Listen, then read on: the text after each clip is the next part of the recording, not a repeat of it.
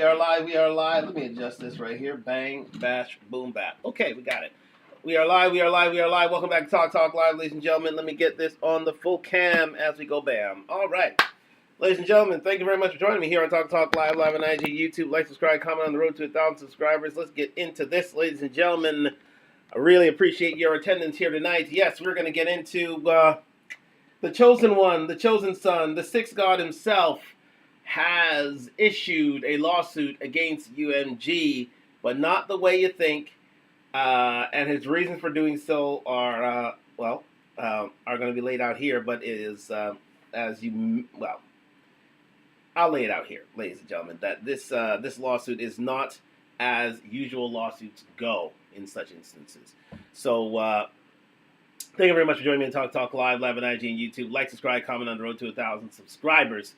We are here to talk about Drake and his just filed lawsuit, hot off the press lawsuit. I saw it yesterday when I was doing my Trudeau, basically dressing down, no homo, no diddy, and at the corner of my eye, I saw this defamation lawsuit come out of the corner of my eye regarding the sixth god, the Rosedale son of sons, and the the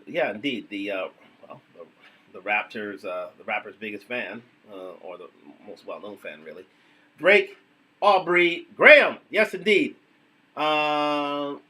So we are here to discuss his lawsuit, and again, let me say this: the last time we had discussed his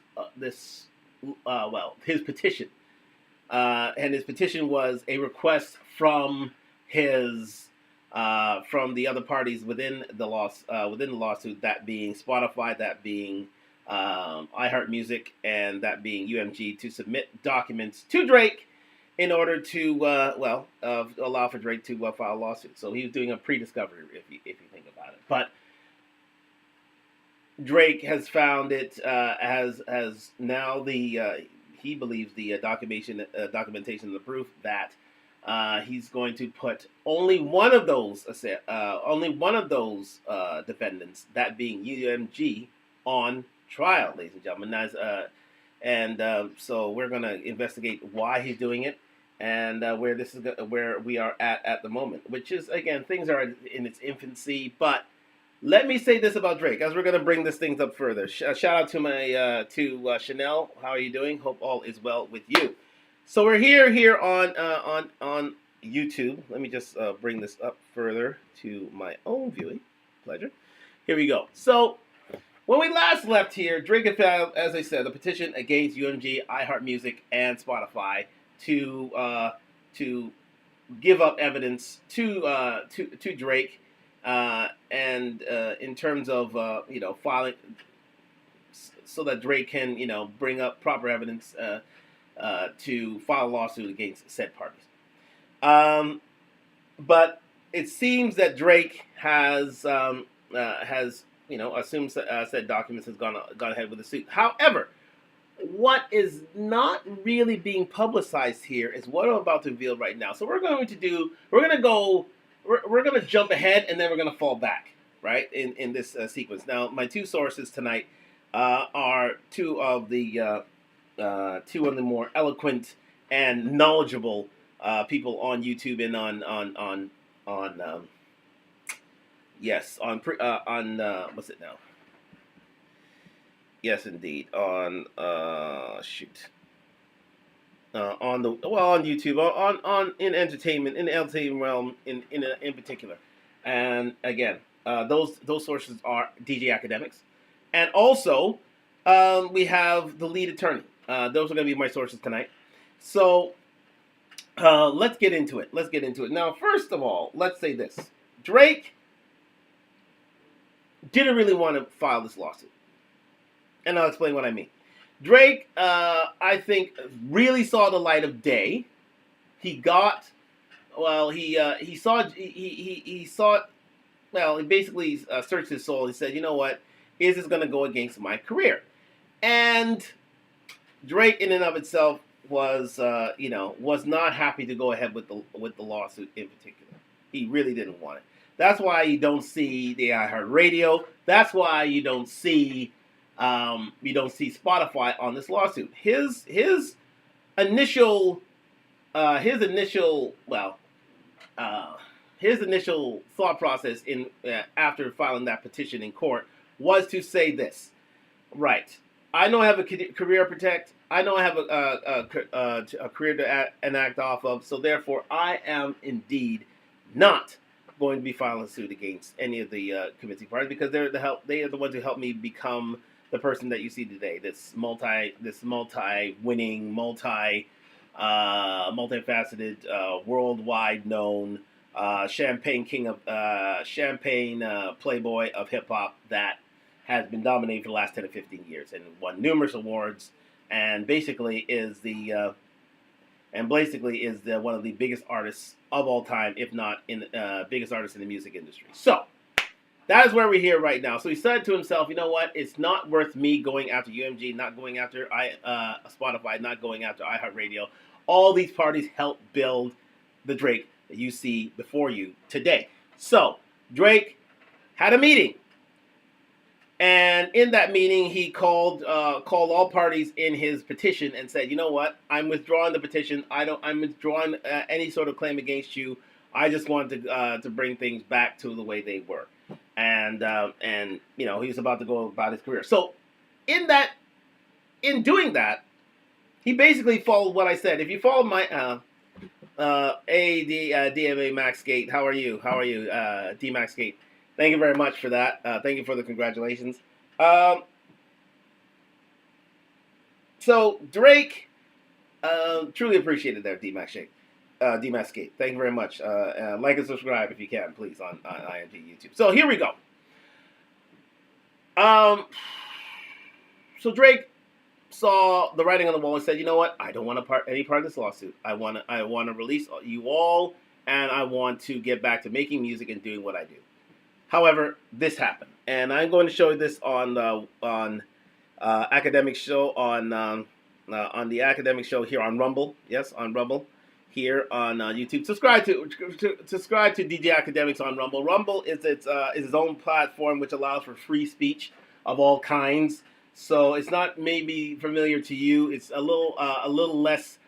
It's a little more. Second Amendment in the United States allow for free speech here in Canada. That more so than YouTube, where YouTube, basically dissuades certain speech against race, against color, against sexual orientation, against any of these things. So here we are. Drake has. So again, I'm here on Rumble. I follow DJ Academics on Rumble, and he brought to light this piece of information from his vast research. Shout out to DJ Academics, doing wonderful things in these Rumble streets, and do like and subscribe to him as always. He's one of the key figures within the music industry that helps expose the music industry for what it is, and that is one hell of a Ponzi scheme. But here we go. Allegedly. But anyways, let's get into this. This is from DJ Academics as of yesterday. Battery 100%.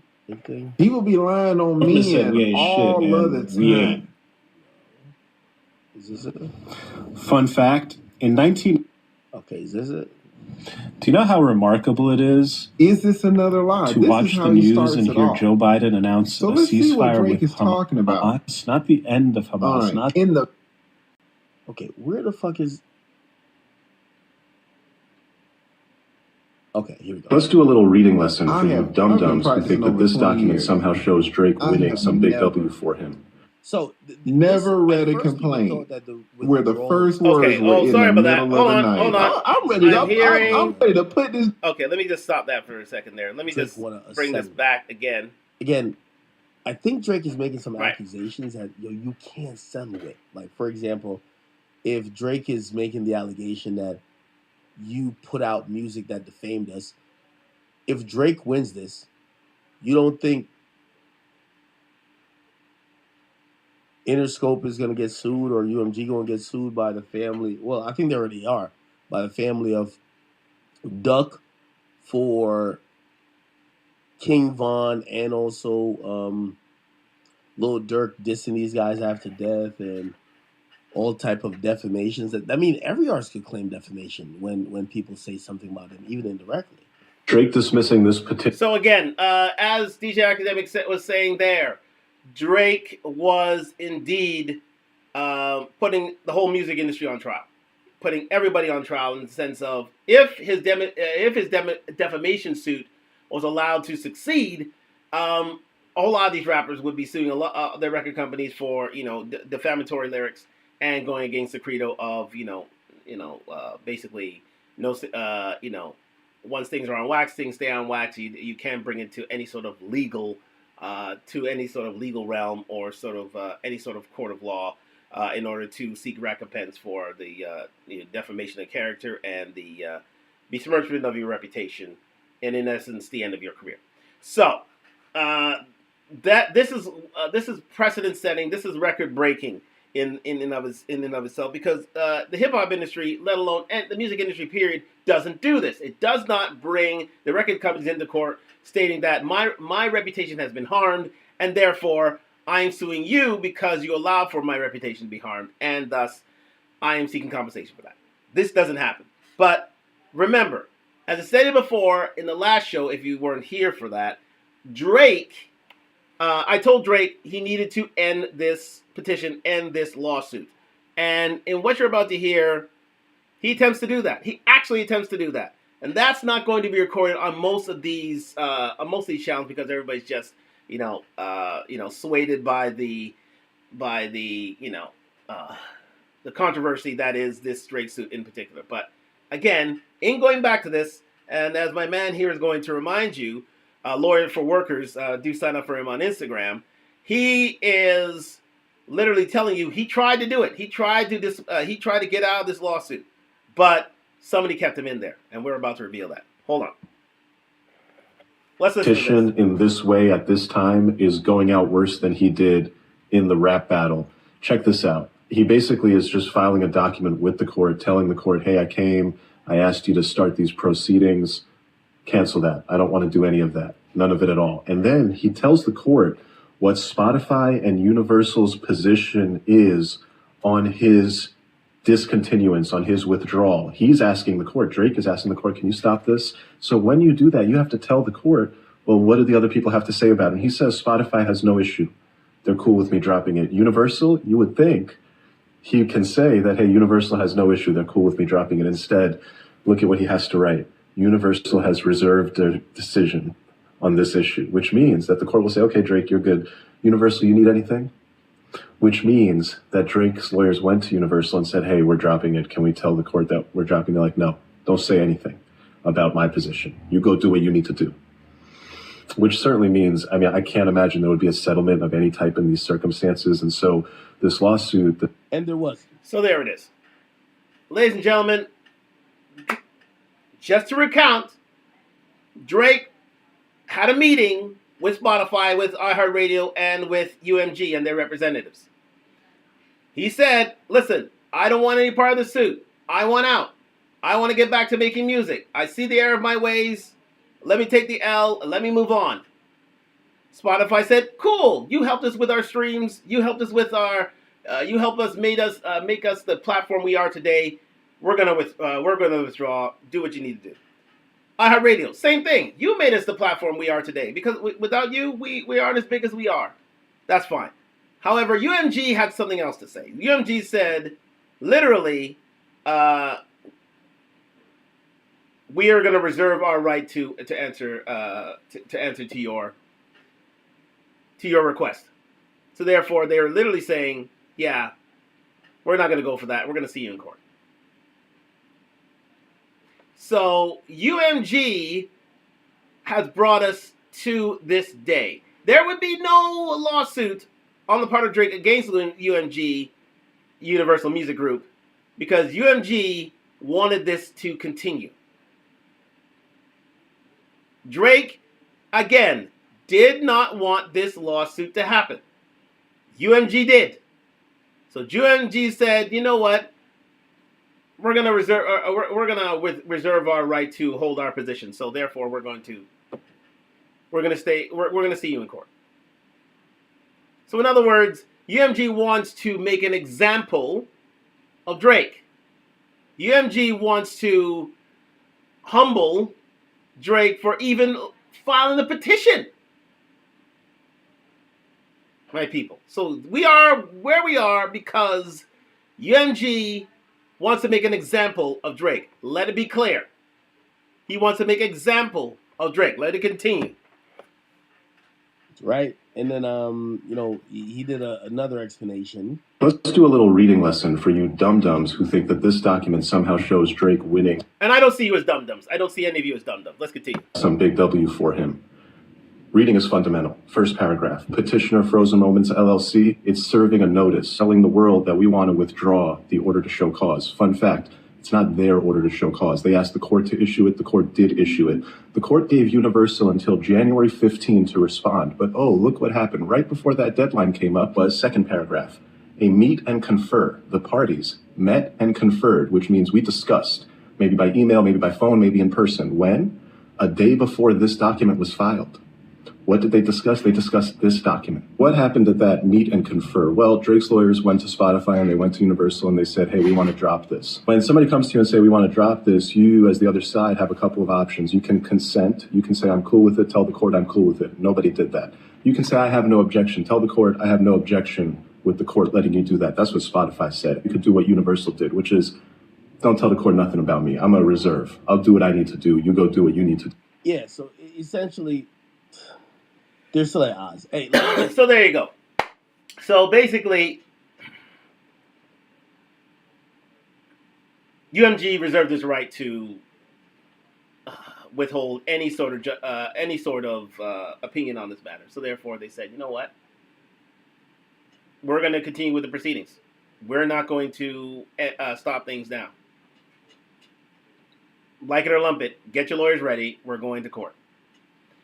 So therefore, Drake did what I advocate him to do, what most of the music industry advocate him to do, what his fans advocate him to do. Get out of this, take some time off, make new music, set the summer ablaze. However, that's not going to happen. Drake, for the foreseeable future, is not going to be the Drake that you remember or know. UMG felt, aggrieved for the likes that Drake would even bring them to court. They said, "Listen, we made you. Why the hell are you bringing us to court when somebody else defamed you?" But again, the laws of the street dictate that you can't.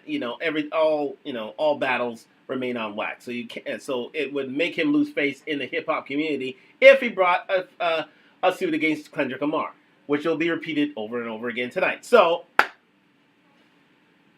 that is the bombshell. The bombshell is that Drake is here out of, he basically he bit off more than he could chew.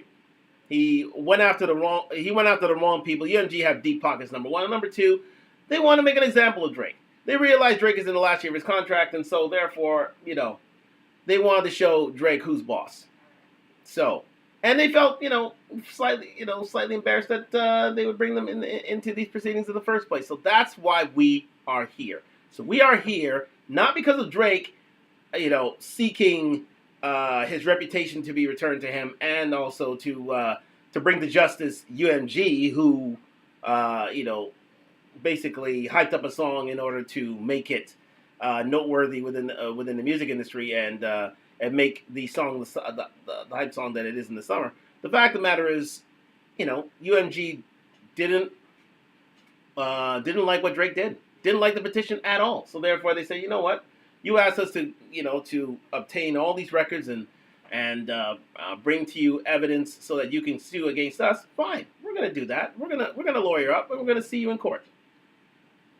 So that's where we are now. So let's go back now to reveal what indeed the music industry is all about in these proceedings. Now, DJ Academics is one of the aficionados when it comes to knowledge of the music industry and its ins and outs, and basically exposing not only artists but the music industry itself for what it is. He is the truest source of music industry knowledge. So shout out to DJ Academics. Go sign up to him on Rumble. But again, he gives a great analogy here as to what the music industry is and why it is so powerful, and why artists, if they are going to be made rich and famous, they need the music industry. They need it. Let's continue with this.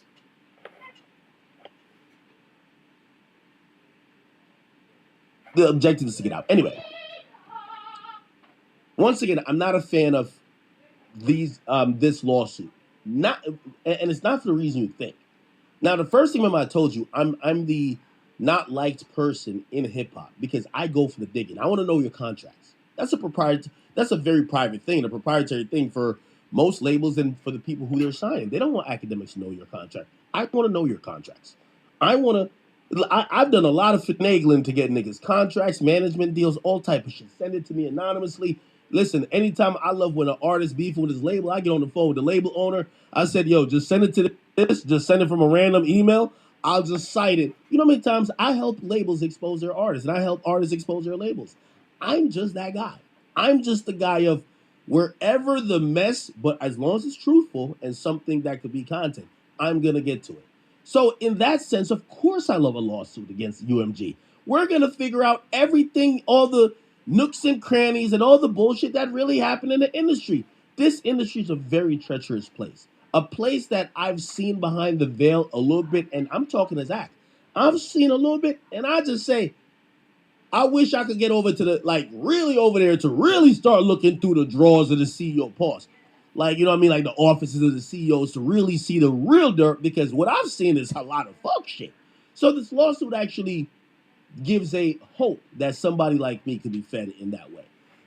If this lawsuit really continues and goes to a certain limit, we're going to find out so much about Drake's career, Universal, how they treat new artists, how everything is done. And for me, as a media person, I'm always intrigued. Now, excellent point raised there by DJ Academics, and that is, even though Aubrey Drake Graham did not want this action to happen, the fact of the matter is he's doing a public service in the sense that he is finally lifting the veil on the music industry. He's finally putting out there what it takes to be an artist to the size of Drake, to the level of Drake.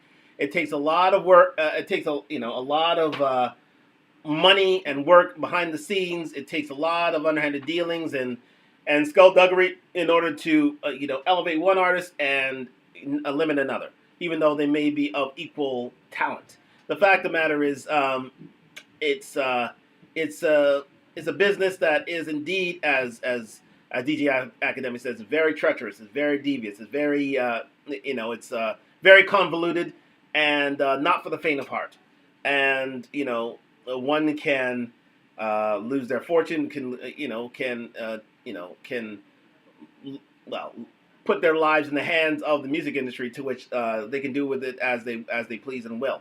So it is something that needs to be considered in this, and that Drake is putting the music industry, UMG, on trial here. In terms of his activities and how it makes an artist an artist, makes a star a star, quite simply. And some of it can be unfair, some can be convoluted, some of it can be quite quite simply underhanded, to say the least. But in order to have their stars be who they want to be, they play dirty pool. Let's face facts. The music industry allegedly plays dirty pool here in order to elevate one artist and not elevate another. And talent is not the end all and be all of the within the music industry in and of itself. So let's continue with what DJ has to say. I'm a Drake fan. Everybody knows that, right? This is not a good thing for Drake. It can't be, right? I don't care what his fans try to say. It can't be. Drake can never defeat UMG. There is no artist that can defeat UMG. You can't. It can't. Okay? Now, here's the thing. What does a win for Drake look like with this? Well, let's just start spitballing shit. I see some of his fans say, nah, He gonna get $1 billion. Great, at the expense of his own career. Because if you think that UMG, first of all, today was a very important day. Him filing this lawsuit meant that Universal has to commission probably at least $1 million in responding, gathering some type of discovery, because that's what comes really next, filing motions, doing all these show cause motions, setting all, like, probably it's going to be a lot of money. They have obviously an extensive legal team, but now Drake is costing them money in court when he used to make them money on Spotify. That doesn't tell them that when Drake wants to drop his next project or Drake wants anything, that they're going to be like that. They have any incentive to keep promoting Drake's career to make him a bigger star while he's trying to take money outside of the contract from them. It doesn't make sense. So for me as a music fan of Drake, I look at this and say, well, he might as well just tell us prepare for a cold winter, because I don't think we're getting no new music from him. I don't want that. So that's why I think it's bad. There it is. DJ Academic said it so eloquently there.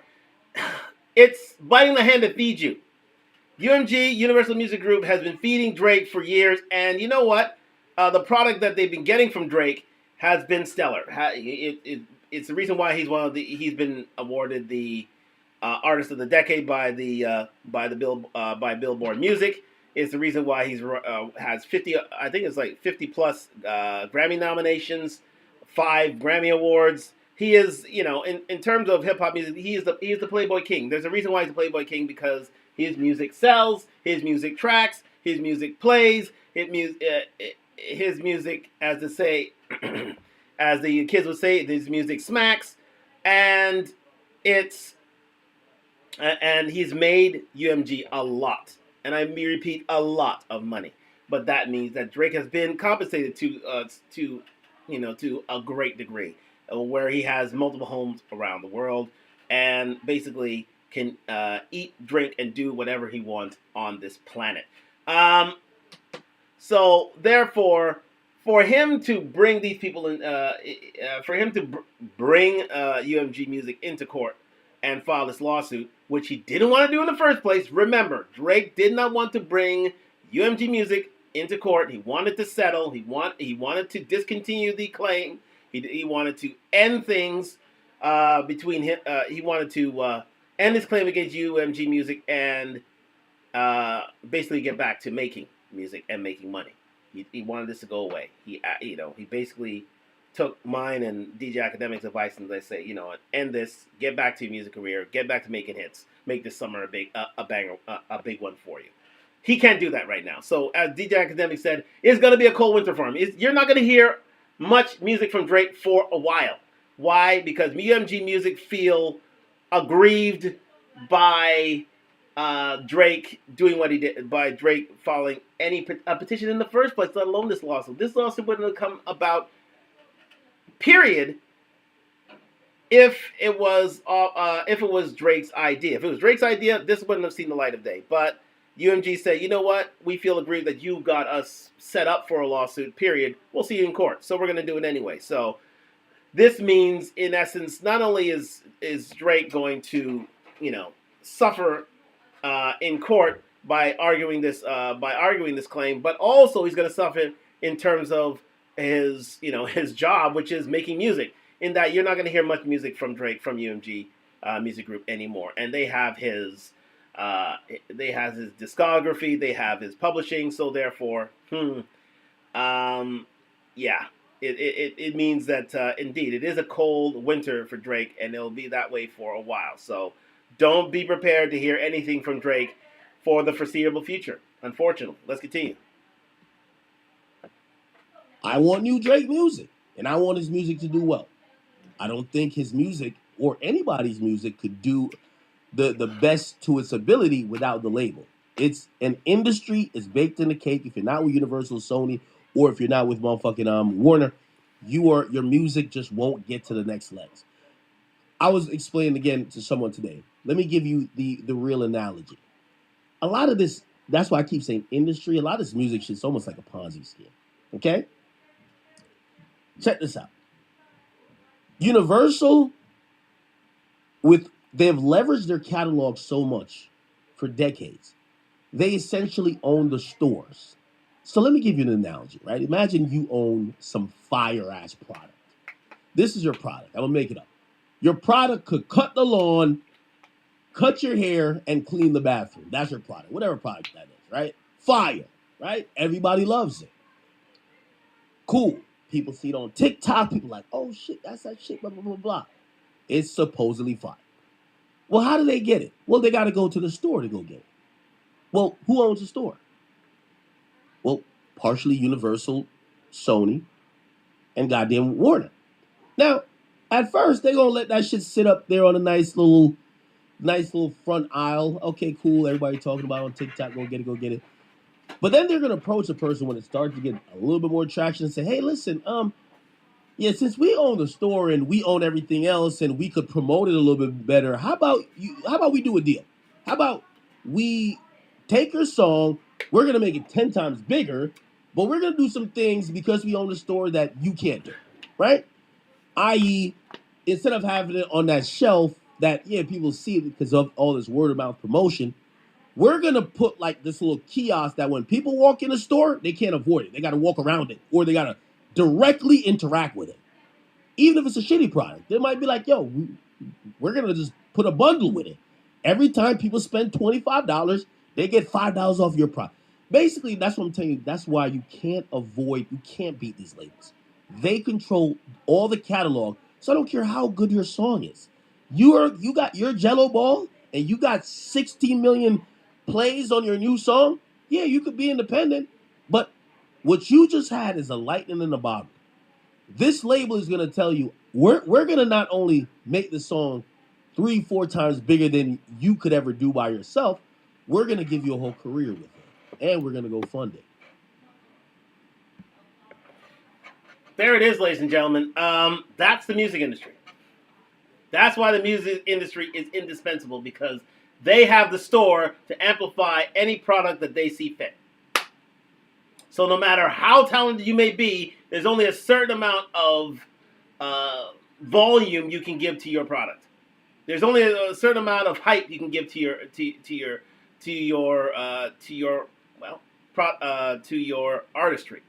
So therefore, you need the music industry to amplify it. The music industry are the speakers to a concert. If you may be at a concert and you're strumming along and you have a microphone, but if you have no speakers to hear it, if you have no speakers to hear the music and you're in a big open space, nobody hears you, nobody observes you, nobody knows you. So the music industry are the speakers to a concert. You cannot hear any music without speakers, without the amplifiers, without the necessary wattage and technical group and engineers in the background and all these people in order to amplify your music, in order to make it the sound that it is. And not only do that, but put you on tour, allowing your music to be heard by many people around the world. That's what the music industry is. So you can't avoid it. So that's why, and in essence, UMG may be sued, but at the end of the day, they're going to win out on this because they control your product. Because for the control of their product, people are allowed to hear it, and you'll be allowed to make money from it. So that's why they own publishing, and it's such a hard fight for any artist to get that publishing back, because they've invested into you so much that you cannot pay them back in any way, shape, or form, literally, unless you are one of the few and very few huge artists out there, and Drake being one of them. However, even Drake has to submit to the music industry, to UMG Music, to Warner, to a Sony, in order to let himself know and be as famous as he is and be as rich as he is. He does not have the mansion up on Post Road. Does not have that if there's no UMG. So Drake isn't the person he is today without UMG Music. So this lawsuit is very counterproductive to him, because again, they're not going to pump his albums like he used to do. It's not going to be as amplified as it once was. They're not going to he's not going to be as ubiquitous as he once was at all. Yes, he'll still be famous, yes, but will he be making serious money? No, because that came from him being affiliated with UMG Music. Let's continue. I know people keep saying why sign to labels, but the cake is still baked the same damn way. Okay? This is why this is why Universal, Warner, and Sony, they're not in the business of trying to create DSPs. They're in the business of owning the catalog.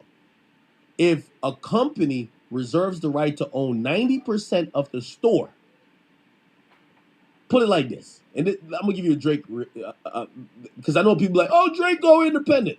This is what happens. Say Drake gets a hot song. This is how it works when Drake's on Universal. When Drake gets a hot song, everybody move out the way. Drake got a hot song. No. You can't even drop, nigga. We don't even want to hear you right now. It's Drake's turn. Limit all new product to market, because Drake, who is a priority of us, is making a shit ton of money. That is why the whole rap industry was pissed off with Drake. Because when Drake releases something, the whole hip-hop industry stops. There are very few people for which that sort of notoriety, that sort of acclaim, that sort of power is allotted to. You can think of the Jay-Z's, you can think of the Kanye Wests, you can think of the Drakes. Maybe an Eminem, but that's it. There's a very exclusive group that are given that sort of power and leeway, and Drake is one of them. Drake can literally stop a segment, the hip-hop R&B segment, and say, you know what? Everybody stop there. Stop what you're doing. Drake's releasing something right now, today, so therefore, everybody else's release date gets held back. That's how big and powerful he was. And that's why I said, Drake, I understand they call you this and this and that, but it wasn't exactly the greatest move for you to piss off the one person you can't piss off, and that's the record company who made you money. But he did. And even though he tried to renege on that, the fact of the matter is, we're here now because UMG said, you know what, we're going to teach you a lesson. We made you, we can break you.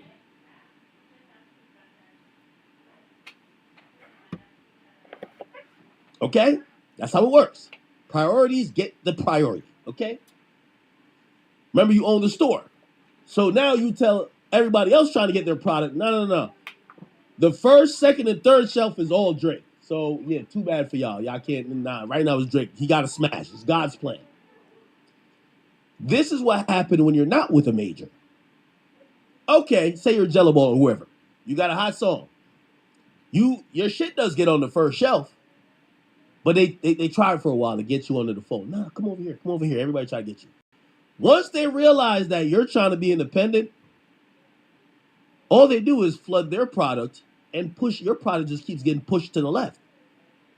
The entire music landscape is market share. These labels are powerful because of their catalog.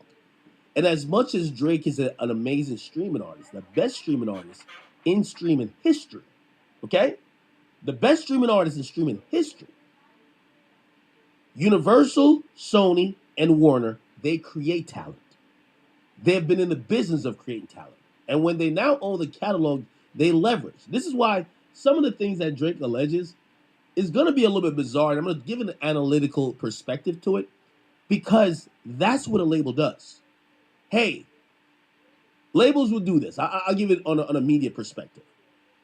Yo, I'll give it okay. This actually happened when I was at what do you call it? Complex. Okay, Rock Nation leverages, I don't know, they'll leverage a big artist. I forgot what the big artist at the time was. But actually, I could do it even with Capitol. Capitol used to leverage the Migos, who was hot as fish grease at the time, and say, if y'all want this Migos interview, you got to go interview that person, that person, that person, that person, that person, that person. That's leverage. That's how the game goes, right?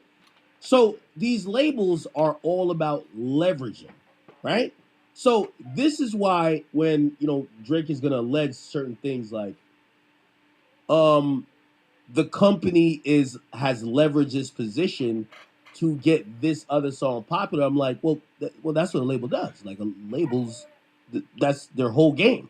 This is why independent artists have a really hard time competing with major labels, because a major label will leverage their biggest artists for their smallest. Like, I'll even give you another example. Hopefully you guys are keeping up with me. We're going to get to the lawsuit. And by the way, I hope you understand. I'm trying to give you like a really layman's term explanation before we get into the weeds.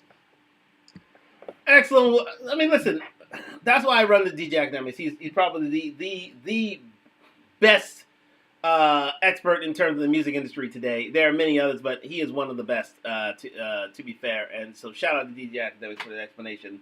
And he's absolutely right. The music industry, operates indeed on leverage. So therefore, if you want something from a big artist, you'll have to do many small things in order to get to that big artist. So as he stated, like either doing interviews, doing promo for these smaller artists, trying to get them on, playing the game so that you can get what you want. And it all operates on leverage. You can't get to this person unless you get to these other people. Perfect example here. And so Drake has used this leverage for years to keep him at the apex of the music industry, and one of the apexes of the music industry. There are very few artists who are as famous or as powerful as Drake. Taylor Swift being one, but very few other artists as such. Name your pick of powerful music artists. I would say the top two probably being Drake and Taylor Swift. Kanye being another person. There are others. Just name them in the comments below. But anyways, this is the issue when it comes to with Drake, and that is all going away now.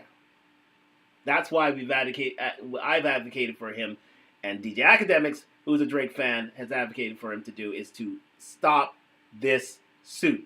Don't piss off UMG Music. That's the worst person to piss off, because at the end of the day, they'll win out anyway, because they have your catalog and they can limit the power of your music. Limit the amount of exposure of your music. So he's biting the hand that feeds him, so he's going to be taught a lesson through this actual suit. Let's continue. And in his negotiation with UMG Music, because again, he's up for renegotiation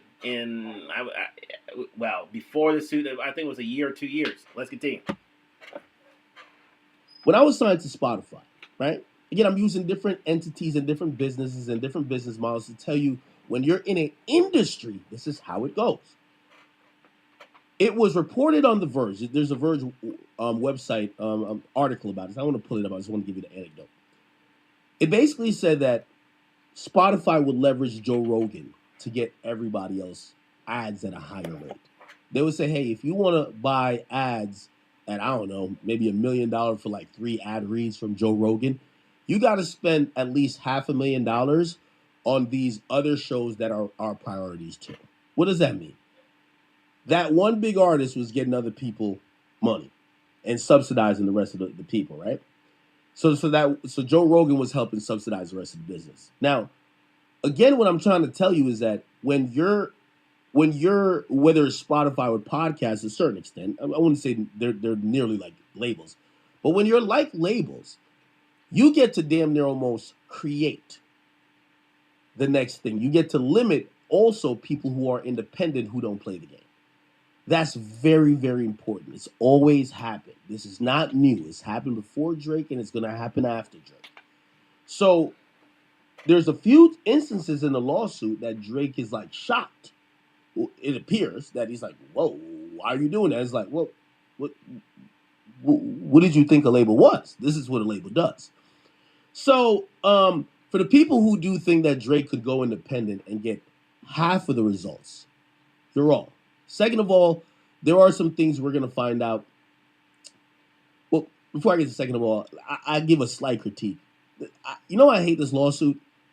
The lawsuit uses public information rather than Drake's private information that he has with his label. Yes, we understand that DJ Academics interviewed some guy who botted some streams for Kendrick. That's cited in the lawsuit. Funk Flex talked about payola that happens on radio. That's cited in the lawsuit.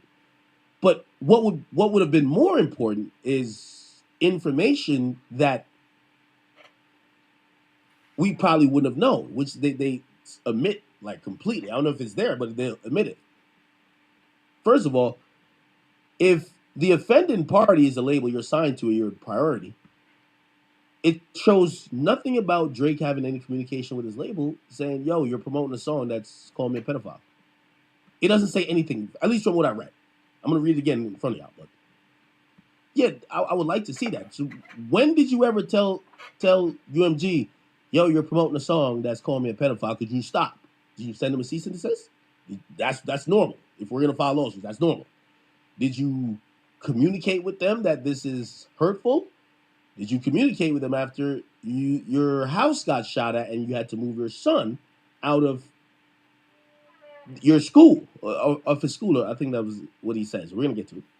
Did you communicate with that label to say, hey, did you communicate with them in Spotify to say, hey, you have my house as a cover art to this song and my house just got shot at? Stop. Because if none of those things or communications happen, it seems a lot like it's happening in post when really nothing could be done. I guess you could get money, but it then would lead the like-minded people who I see are a lot on Twitter who are saying, no, this lawsuit's only filed because you lost. You get what I'm saying? Like, I wanted to see that, where Drake maybe was telling them, hey, listen, hey, if you put out the song, or if you keep marketing it this way, you're putting my life in danger, you're doing this, you're doing that. The lawsuit omits all of that. It doesn't show Drake talking to his label at all. Like, what the hell? Like, bro, you've made these guys billions of dollars. You've made $1 billion. How come you never tell them? Right? And I don't think that's a good thing. Anyway, we're going to go through it all. First and foremost, again, the academy.blog, if you want to see all of these things. I'll say this. Let me just go to the... So yesterday in New York court, Drake, he filed this thing to drop the petition, right? So it's a... to give in layman's terms, it's gonna be so much court terms. And I hope when you guys watch me, you understand that I'm trying to break shit down, not trying to make you a law student, right? So when Drake filed this petition, right? This petition was a pre-action in court that was trying to petition the court to basically get pre-discovery that was needed to file the lawsuit. Now, that's an interesting move, and I actually thought it was like a kind of a pussy move. I'm gonna tell you why. Because I didn't think Drake was gonna file a lawsuit at all. I was like, why not just file the lawsuit? Instead, what the petition was asking for was, yo, show us some of the things that we have no access to that we could get the proof to file the lawsuit. And I'm like, just file the lawsuit, then ask for that in discovery. That's what. Good point raised there by DJ Academics. Yeah. Yeah. Why not just file a lawsuit and get in and get said documents through discovery, through basically asking through undertakings through the court. That's how usually you obtain information from other parties, is through discovery and asking of undertakings. However, in this instance, Drake did not do that. He filed a petition in order to get that previous to the lawsuit in and of itself, and in so doing, pissing off his paymasters at UMG Music, and with that, we are where we are because of that certain petition.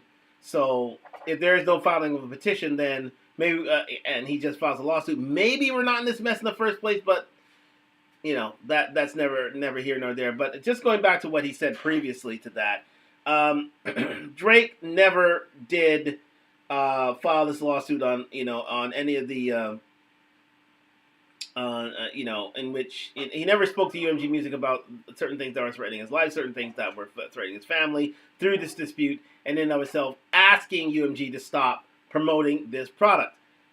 It went on, and it's not really alerted to here in this lawsuit. How well, it is to a certain extent alerted to here in this lawsuit because as you will hear through these court documents. A lot of the, UMG helped boost this song, making it the hit that it was, and in so doing, ruin the reputation of Drake and also threaten the life of Drake and his family. That's why we're here. So it can be problematic, but during the time of this during the time and the height of the song in and of itself, he wasn't bringing this to UMG's attention, and in so doing, asking them to cease and desist from the song because it was, threatening the life of his family and ruining his reputation in and of itself, calling him a PD. You know what I'm talking about. Anyways, let's continue with this. What people do.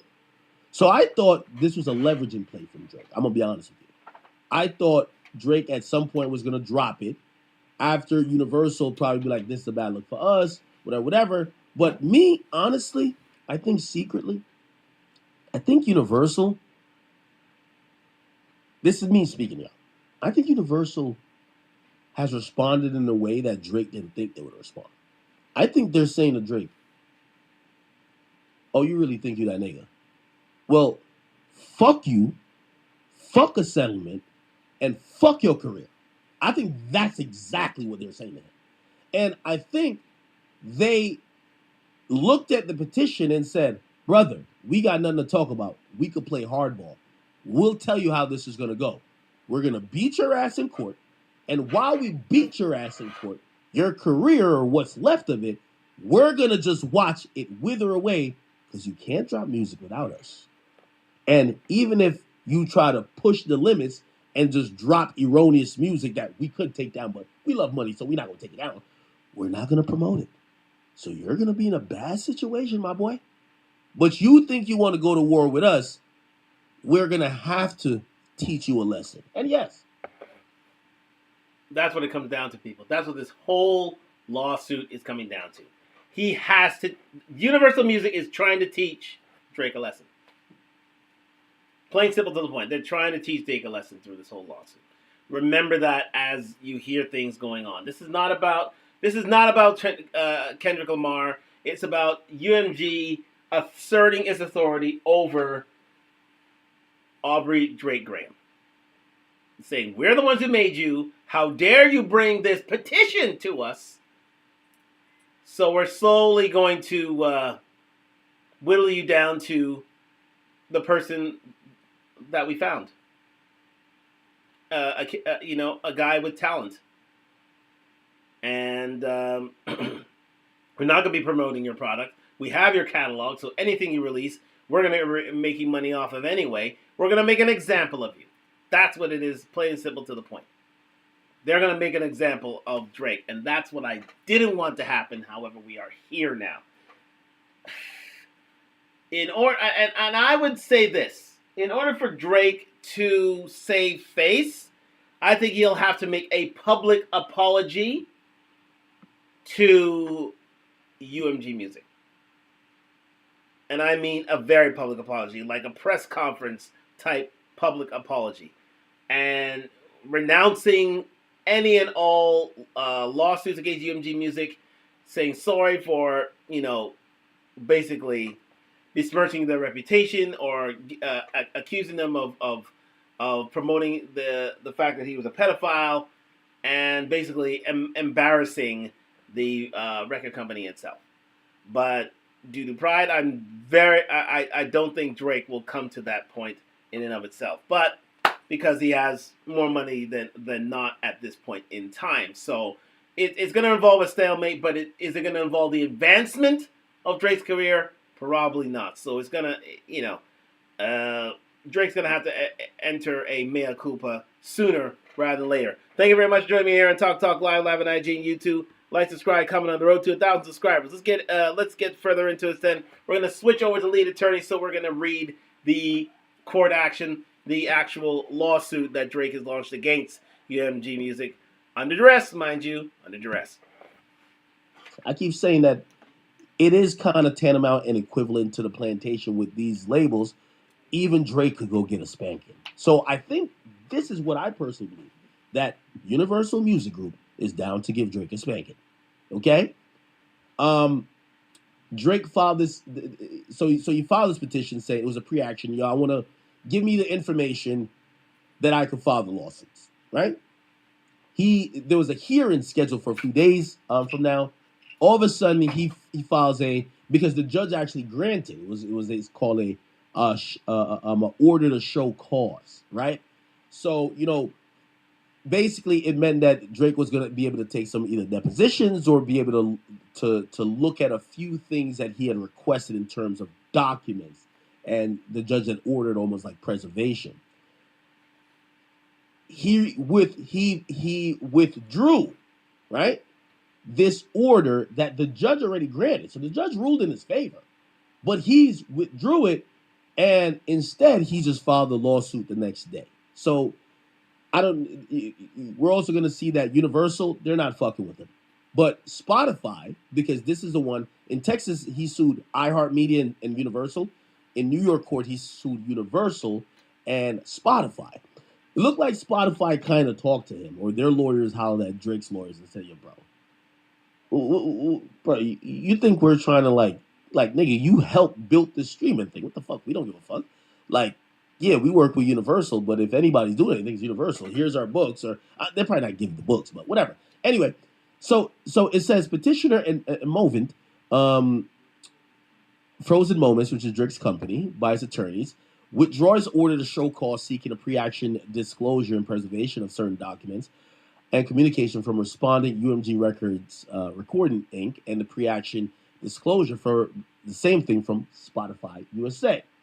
With exhibits filed in Supreme Court, blah, blah, blah, blah. Okay? It says that the petitioner hereby... Now, this is the paragraph, ladies and gentlemen, if you're not knowing. This is the paragraph that literally says Drake is withdrawing his petition, withdrawing it. He doesn't want to go through with his petition anymore, a.k.a. he doesn't want to go with this lawsuit anymore. And Spotify agrees. However, UMG says, nah, we're going to go through this. We're going to teach you a lesson. You don't bite the hand that feed you. Watch and listen and learn. Voluntarily dismisses this special proceeding to all respondents without cost to any party, and the plaintiffs met and conferred, okay, with respondents on the 14th. So that will be yesterday, regarding this filing. Spotify, which did file an opposition to the order to show cause, responded that it has no objection with the withdrawal and discontinues. Okay?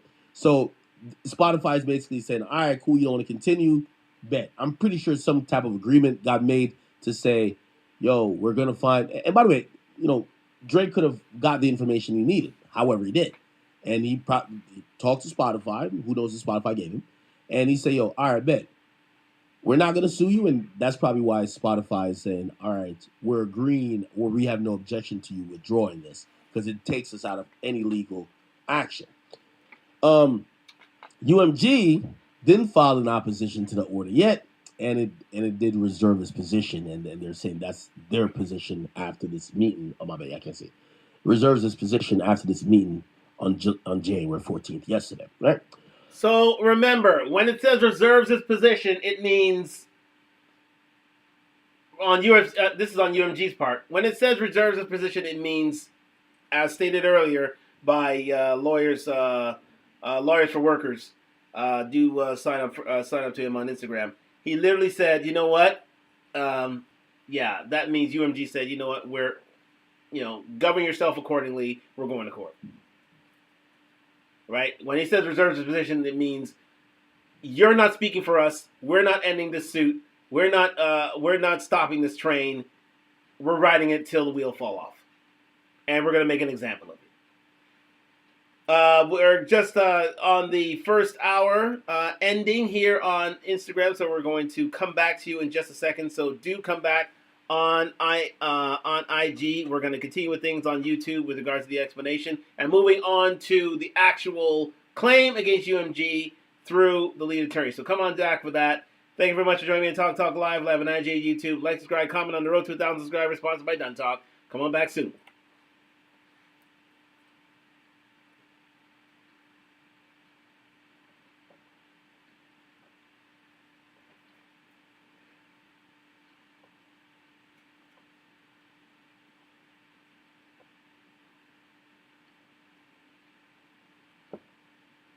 Yes, we are back here on Talk Live on IG and YouTube. Like, subscribe, comment on the road to 1,000 subscribers. We're talking about Drake. The Drake lawsuit is here. Is it the end of his career? Well, let us move further into the actual filing of the lawsuit. We're going to end it there. Yes, that should be fine. Yeah. We're going to going into the actual lawsuit in and of itself. So thank you very much to DJ Academics. A great explanation as to why we are here in the first place. Shout out to DJ Academics. Do like and subscribe to him on Rumble. Follow him on Rumble. He's doing wonderful things in these Rumble streets. And yeah, it's pretty. He's set the scene for where we are now with regards to this lawsuit by Drake onto UMG Music Group.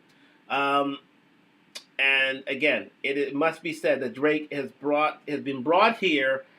I wouldn't say under duress, but in order to fight for his reputation, because he wanted to let this lawsuit go away. He wanted to get on with making music again. He understood the error of his ways by making the suit, but UMG Music wanted to make an example of him because they knew they had the leverage on him, and they wanted to give him a spanking, as was so eloquently said by DJ Academics the last hour. So we're going to move on to the lead attorney here on YouTube. We're switching over to YouTube, and he's going to outlay the actual lawsuit in and of itself. We're just going to take some highlights from things. We're not going to we're going to go in depth because this is an 80+ page suit. This is 80+ page claim, and so it is it's quite lengthy. If you want to get on, it is available online if you want to see it for yourself. But we're going to take a few highlights from things and let you realize that indeed this is a suit not against the hip hop world, not against Kendrick Lamar, who issued these statements, but it's against UMG Music and the use of their power, their leverage, their promotional initiatives in order to make the song as big as it is and besmirch the reputation of Drake as much as it has. So let's get into it through the lead attorney, through his video on the Kendrick Lamar, the defamation lawsuit against UMG, not against Kendrick Lamar. But let's get into this through the lead attorney, and subscribe to the lead attorney, doing great things on the YouTube streets. I want to get involved with his a few of his programs that he has available for streamers such as myself, and again for YouTubers such as myself. So again, shout out to the lead attorney, and he's going to break down this lawsuit for us right now. So thank you very much to the lead attorney, and let's get into it.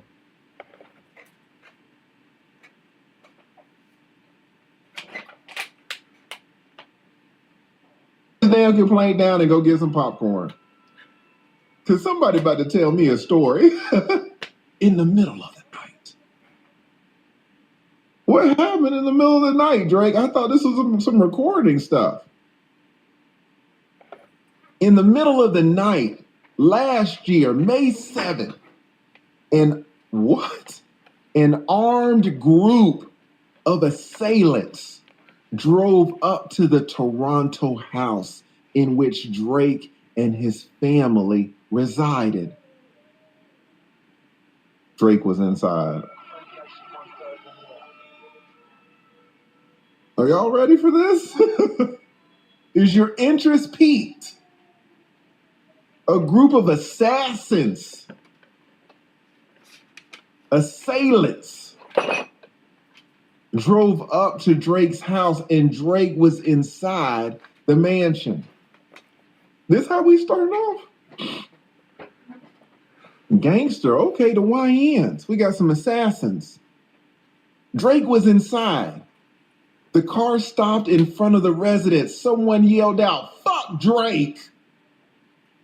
And at least one of the gunmen began to open fire.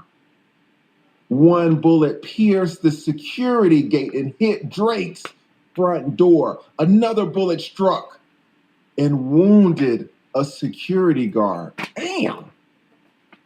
The security guard was one of Drake's friends. As the car sped away, Drake and others in the house summoned help for the security guard and did everything possible to keep him alive.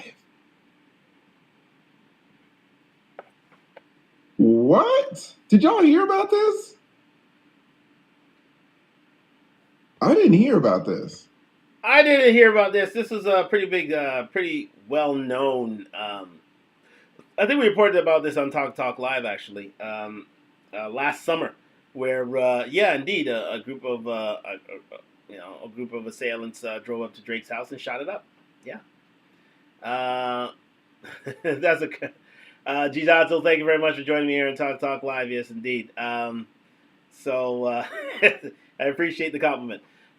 Yes. So yeah, this is pretty well known that that someone drove up to Drake's house and shot it up and injured. I think he fatally wounded one of the security guards that was there. Yes, this was actually we discussed this during the actual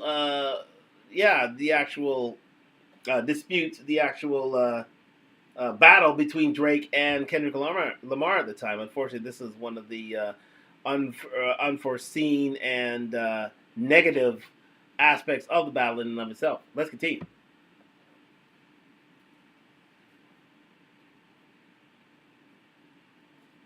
Somebody dying on Drake's doorstep over some damn Woody YSL. Who remembers Woody shooting up shit, shooting up the barbershop, shooting up the rec center?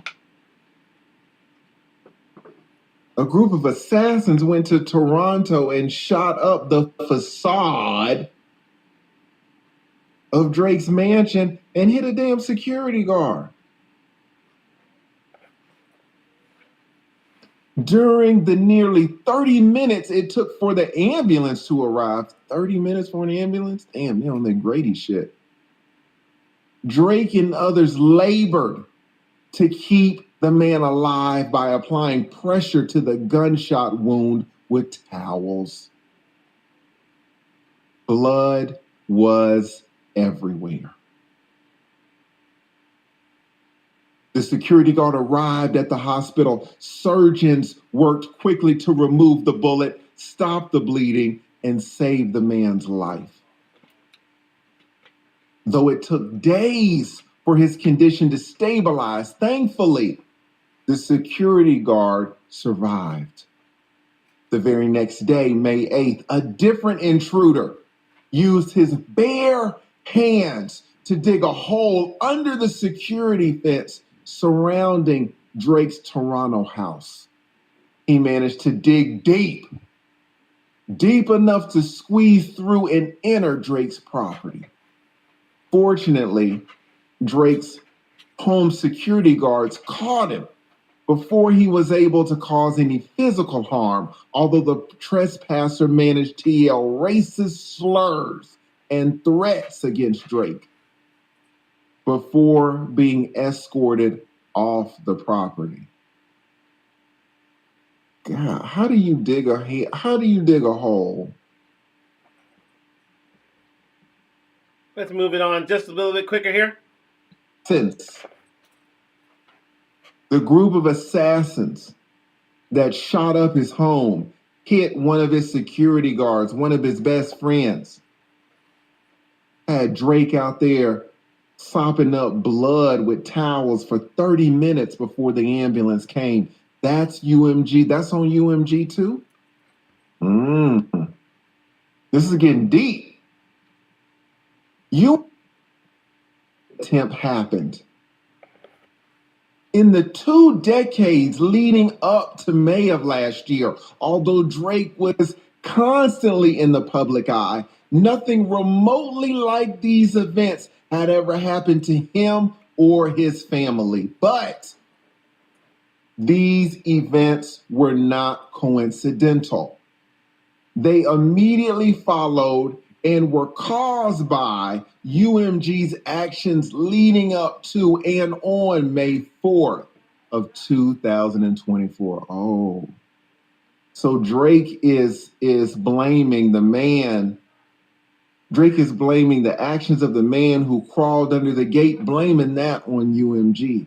The break-in that happened the next day, that's UMG. The group of assassins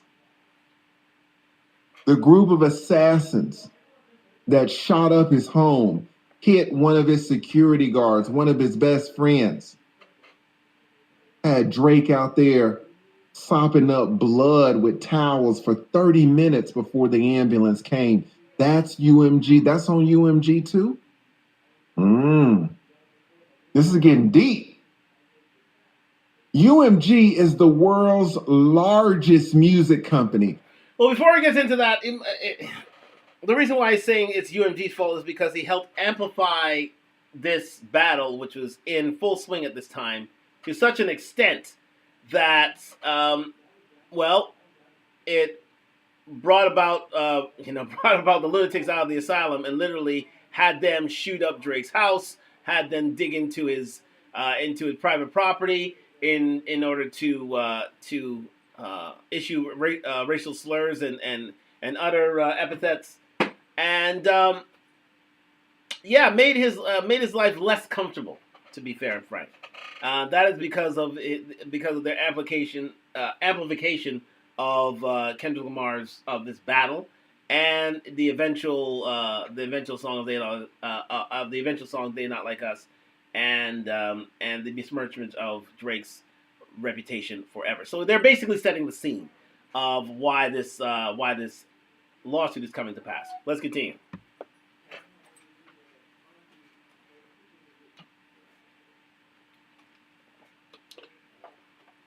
And also the music company that has represented Drake. What? UMG represented Drake for more than a decade. Okay, wait. What? That's your record company? That's responsible for sending out assassins?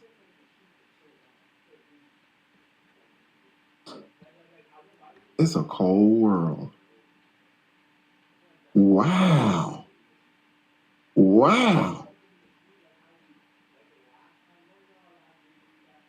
UMG has represented Drake for over a decade, yet on May 4th, UMG approved, published, and launched a campaign to create a viral hit out of a rap track that falsely accuses Drake of being a pedo and calls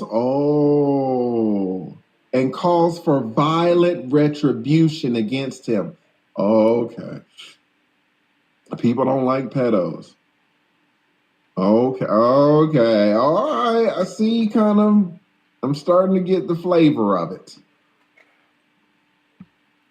There it is, ladies and gentlemen. So, because of UMG's promotion of They Not Like Us and the rap battle in of itself, they basically and calling Drake a pedophile and calling for violent they basically issued this time frame in which Drake would be accused of being a pedophile, and set things in motion where people wanted to set out for revenge against him.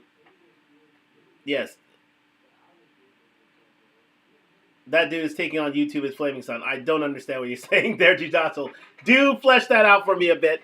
But I thank you for the comment. Nonetheless, I do thank you for the comment. Let's continue with this. But it is because of UMG's involvement that we are at this point where Drake is fighting for his reputation and the return of his clean and clear reputation before this rap battle happened. Let's continue. Even though UMG enriched itself and its shareholders by exploiting Drake's music for years and knew that the salacious allegations against Drake were false, UMG chose corporate greed over the safety and well-being of one of its artists. In controversy, UMG saw an opportunity, seized it, and continued to fan the flames even after learning of the incitement to violence on May 7th and May 8th, along with the unrelenting vitriol towards Drake that has ensued. The song in question is Not Like Us, written and performed by one Kendrick Lamar Duckworth, Jesus, professionally known as Kendrick Lamar. Not Like Us was intended to convey the specific, unmistakable, and false factual allegation that Drake is a criminal pedo, and to suggest to the public, strike that, and to suggest that the public should resort to vigilante justice in response. Not Like Us is defamatory because its lyrics, its album image, and its music video all advance the false and malicious narrative that Drake is a pedo. The lyrics repeatedly accuse Drake of engaging in criminal acts, including by calling him a certified pedo and a predator who needs to be placed on neighborhood watch. All right, guys, I'll be honest, all right? I'm making an admission. I remember my grandma, man, she was old. And I was talking to her about something. I asked her how she felt about the president. I don't know who it was. She said she had never heard the man of his life. It could have been Trump. I don't know who it was. And you realize, once you get of a certain age, you're just gone. You're physically here, but you're just not keeping up with current events. Guys, I haven't heard this song. I'll just be honest. I have not heard this Not Like Us. And if my man said Drake should be placed on neighborhood watch. All right, let's continue with this. To identify... to identify child. No, he didn't. I mean, guys, I remember when my house got put up, and really it was my rental house, my Airbnb. Let's move on. But, he's gonna go in and out of did things Drake here, get and he caught does with do somebody? an explanation because he They're always saying, oh, damn. All right, so I'm trying to play it fair. That's an admission. All right, because you did say the all damn. Right. And but shout out, this lawsuit is opening up some doors. All right.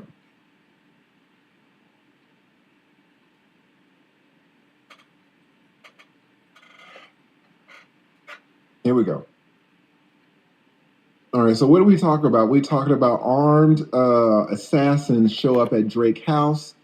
They scream "fuck Drake" and they shoot up the place. They hit one of the security guards, one of Drake's best friends. For 30 minutes, it took for the ambulance to arrive. Drake and others labored to keep the man alive by applying pressure to the gunshot wound with towels. Blood was everywhere. Next, a man dug a hole with his bare hands under Drake's fence to squeeze in. The very next day after that, another break-in attempt. And Drake's label is the one who put out Kendrick Lamar's song, which classifies him as a pedo. So now for all the people like me in the chat who were uninformed as to where this comes from, thank you guys to the people in the chat who knew. We have seen the video. What does Drake say? Drake says, this lawsuit is not about the artists who created Not Like Us. It is instead entirely about UMG, the music company that decided to publish, promote, exploit, and monetize allegations that it understood were not only false but dangerous.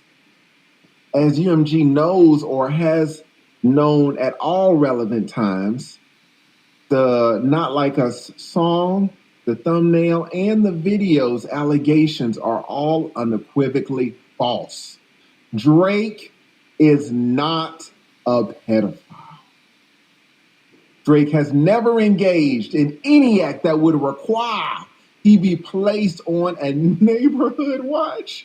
It's terrible. Drake has never engaged in sexual relations with a minor. Drake has never been charged with or convicted of any criminal acts whatsoever. So stop that there for a second, my people. I had to really let that run a little bit longer, but it's just basically setting the scene for you. And that is this. Drake is not going after Kendrick Lamar. Even though Kendrick Lamar wrote the lyrics, he created the song, and helped create the song that created the hype within the battle that was indeed one of the hits of the summer. Drake is not going after Kendrick because one thing that Drake wishes to protect is his reputation within the hip-hop community and music industry. So he'll never go after the artist, the actual artist, which wrote the lyrics and created the song that besmirched his reputation, because he doesn't want to lose face in the eyes of the hip-hop community, in the eyes of his fans, in the eyes of the public at large. Doesn't want to do that. But what he will do is he will, bring an action against the music company to help amplify the song and let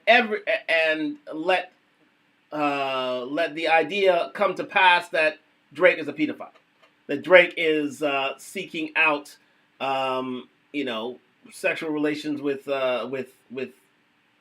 children, and he says it there. He is not a pedophile. He never was a pedophile. He's never had a criminal record for being a pedophile. He wants the world to know that he is indeed a father, a man, and doesn't like to dabble in any sort of pedophilic nonsense.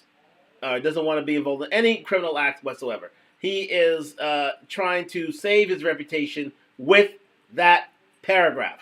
So, but again, he doesn't want to lose face within the hip hop community. So therefore, he's not going after the artist. He's going after the company itself. Let's continue.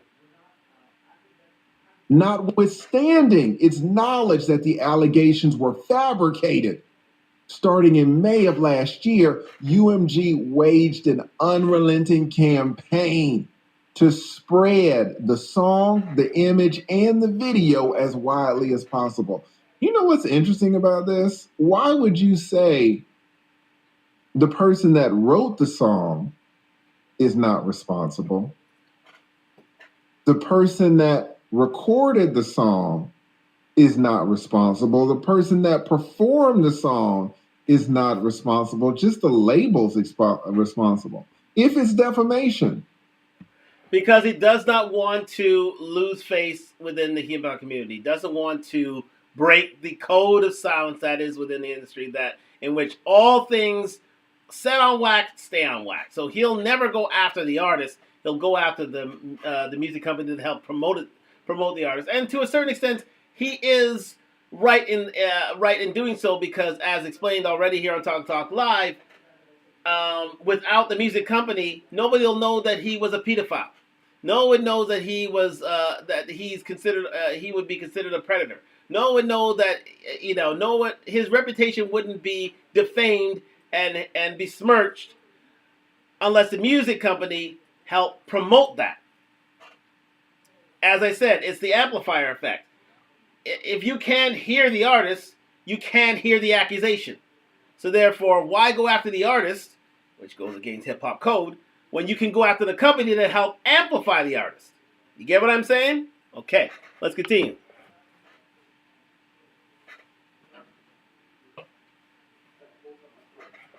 If you say some slanderous shit, some just absolutely defamatory, slanderous stuff about Donald Trump, and it's recorded, and I take your recording and I play it, Donald Trump is all lead. I'm gonna sue you for defamation. What about this ninja over here who said it? He wrote it, said it, and recorded it. But he's off the hook? Guys, we're just getting into this, but does anybody know the answer to that? Like, that's... I just gave the answer to that. I just gave the answer. Maybe, you know, UMG got more money than Kendrick. Let's be honest. We all suing for deeper pockets. But why wouldn't you include him in it? Doesn't want to break code. Simple as that. He does not want to break code within the hip-hop community. He doesn't want to go after Kendrick because if he goes after Kendrick, his reputation within the hip-hop community is finito. He might as well not have a career. With this lawsuit, he can, if he can amend his ways with UMG, which they are not taking at this time. But if he goes after Kendrick, it basically breaks the code that all things on wax stay on wax, and it doesn't go to a jury of one's peers in order to get things thrown out. So again, it's it's going against hip hop code if he goes against Kendrick, and that would mean the end of his reputation among his peers and within the industry. So therefore, sue the company rather than sue the artist. In a strange, convoluted way, that is, that is hip hop. That is hip hop code. Let's continue.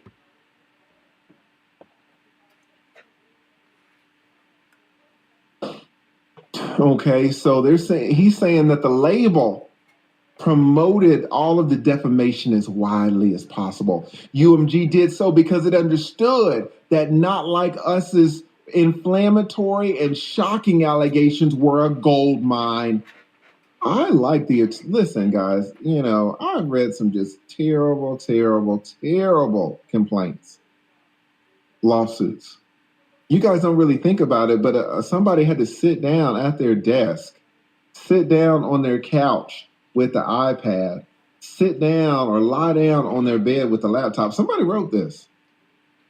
And there are even though you're an attorney, and all attorneys, we have to take a legal writing class in law school. They teach us how to write. Some people never learn. Some people's writings are atrocious. You can be a good attorney and have atrocious writing. Whoever wrote this is really good. This is real. We're only 4 pages in. This is really good writing. So shout out to the lawyer who wrote this. This is nice. Excellent drafting, yes, indeed. Excellent drafting on the part of the of counsel who wrote this. Again, it really does put UMG on trial. It protects the reputation of Drake while not going after Kendrick. It's delineated quite succinctly and to the point, and as lead attorney has said himself here, it is great legal writing. It is really great drafting, as we call it in legal space. It's called drafting. This is drafting of a claim, drafting of a complaint, as stated by lead attorney. But it is well drafted indeed. Let's continue.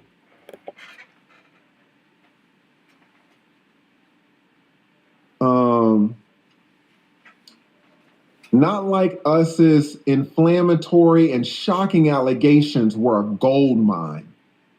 Spreading the defamatory song served multiple purposes for the label. First, the more people who listened to, streamed, watched, downloaded the song, the more money the label and its executives stood to make.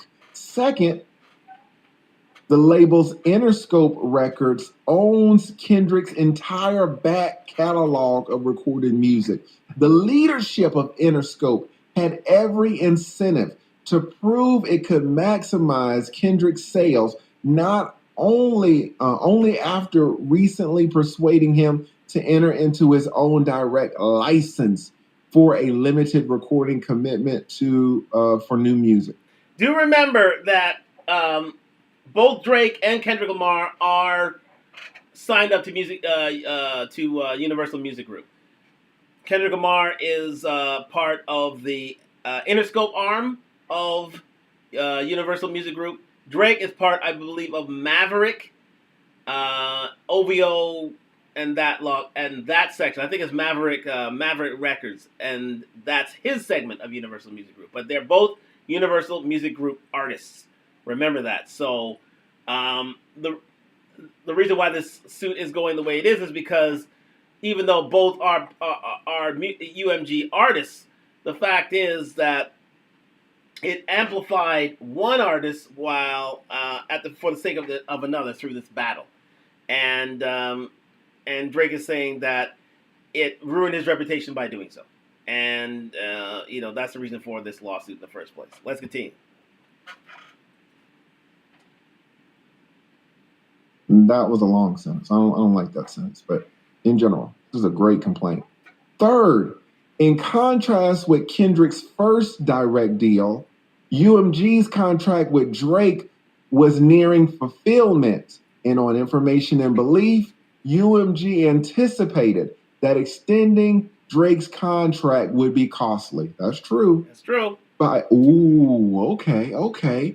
By devaluing Drake's music and brand, UMG would gain leverage to force Drake to sign a new deal on terms more favorable. Excellent point raised there. I hope you got that. This whole battle and UMG's amplification of Kendrick Lamar's song "They Not Like Us," it tarnishes the reputation of Drake, number one, and gives him, how shall I say, an unfair advantage with regards to renegotiating the contract, because he is seen as lesser than in the eyes of the music industry and music lovers and music buyers and music customers. So therefore, that gives UMG that leverage. Remember, we're talking about that leverage all night. That leverage over Drake to say, "Hey, you're not as hot as you used to be. So we need you to sign this new contract under more favorable terms for the record company, so that in order for us to promote your product." Because Drake was due for a huge payday, and I do mean huge payday, for his next contract with UMG Music, because they were going to owe him a whole lot of money. And what did the UMG Music Group say in Solution Grange, the head of UMG Music, say? They were saying that, listen, we can't afford to pay him all this money that will be due to him. So what is alleged here in this complaint, in this lawsuit, is the fact that UMG Music saw an opportunity to give them leverage in any sort of negotiation with Drake. So therefore, let us besmirch his reputation. Let him take a loss. And in doing and allowing him to take a loss, and considering a pedophile, he is in an unenviable position and unleverageable position to come back to UMG Music and ask for more money. If you think about it, he'll be a lesser artist through this lawsuit. So the hyping up of Kendrick and through this battle ruins the reputation of Drake as the Playboy King of the hip-hop industry, and in so doing, gives him lesser advantage in terms of contract renegotiations. You get it? So it's a very, how should I say, a very Machiavellian way of trying to gain leverage in contract negotiations with Drake himself, because Drake has been running the industry for all these years. They knew that when it came to contract renegotiations, he's going to ask for a lot of money. So what do you do in order to limit that? Try to ruin his reputation. Call him a pedophile. Have a hot song and promote it to the nth degree. That's why UMG wanted to go through this lawsuit, because this further allows for Drake to lose face with the record company, giving them less even lesser advantage, even lesser leverage in order to when renegotiating his contract, and less material to go out there. So therefore, it is now in a position where Drake is at the mercy of the record company, not only through the rap battle, They Not Like Us, but also through this lawsuit, because UMG was, they want to teach Drake a lesson, so that when it comes down to contract negotiations, Drake doesn't have much of a leg to stand on. You see what I'm saying? So he's still there. SLAVE, if you know what I mean. Let's continue.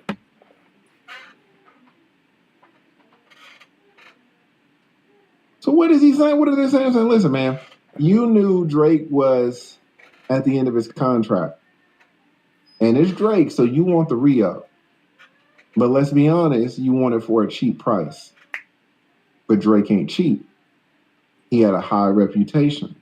But what did you do? Mm-hmm. You pushed out this defamatory song and you distributed it everywhere. You tried to get as much coverage for this song as you could. Why? Number one, for the money, the clicks and the views, right, the streaming, the watching, the downloading.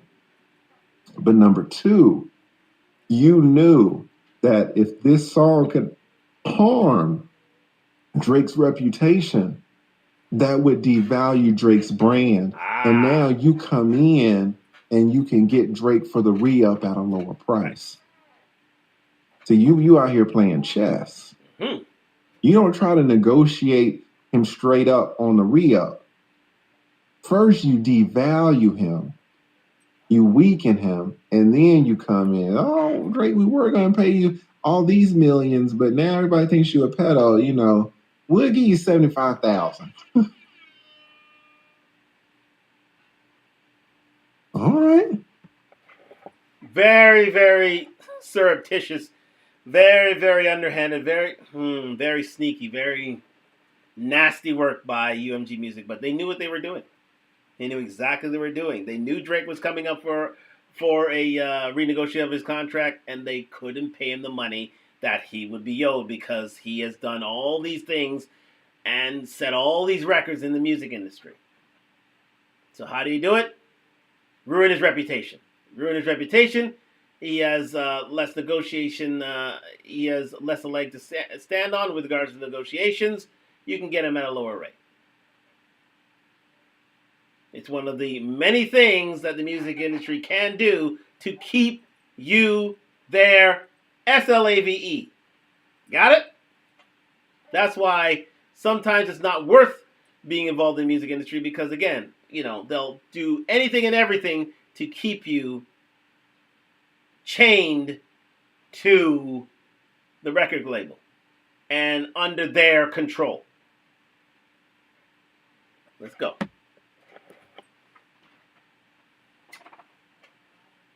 All right. UMG's campaign was successful. Oh, no. Not Like Us cloaks cleverly dangerous lyrics behind a catchy beat and inviting hook. And I haven't heard the song, but all of y'all said it was a 10. Some of y'all said it was 100. Some of y'all said it was 1,000. Y'all are really rocking with this song. So, Drake is right. Capitalizing on those attributes, UMG used every tool at its disposal to ensure that the world would hear that Drake like 'em young. Oh my God. Who remembers when your boy was sitting there in the damn suit and tie looking sharp as hell? And that person asked him, he's like, do you like young girls? What'd your boy say? He was on trial for his life. That interview asked him, do you like young girls? What did this man say? How young we talking? No. He's referring to R. Kelly here, ladies and gentlemen. He's referring to R. Kelly. Let's move on. How young we talking? Let's move on to a little further down in the suit itself. But this, I just wanted to bring to your attention how the scene is set with regards to this lawsuit. Drake is Drake, he didn't want the suit in the first place, but now he's filing this. But UMG has asked, want to teach him a lesson. But at the end of the day, this whole battle, this whole accusation of him being a pedophile, this whole fiasco between himself and Kendrick Lamar, it was all, according to Drake, according to the actual complaint, it was all a game in order for UMG Music to gain the upper hand in contract negotiations. Now, whether you believe that or not, it's one thing, but it's one of the many ways that the music industry can, get up one-upsmanship on your reputation, and in terms of contract negotiations, keeping them in control. And even though Drake didn't want to play the game, he had to play the game because, well, the music industry now wants to make an example of him rather than, gain leverage on him in contract negotiations. Let's continue with this.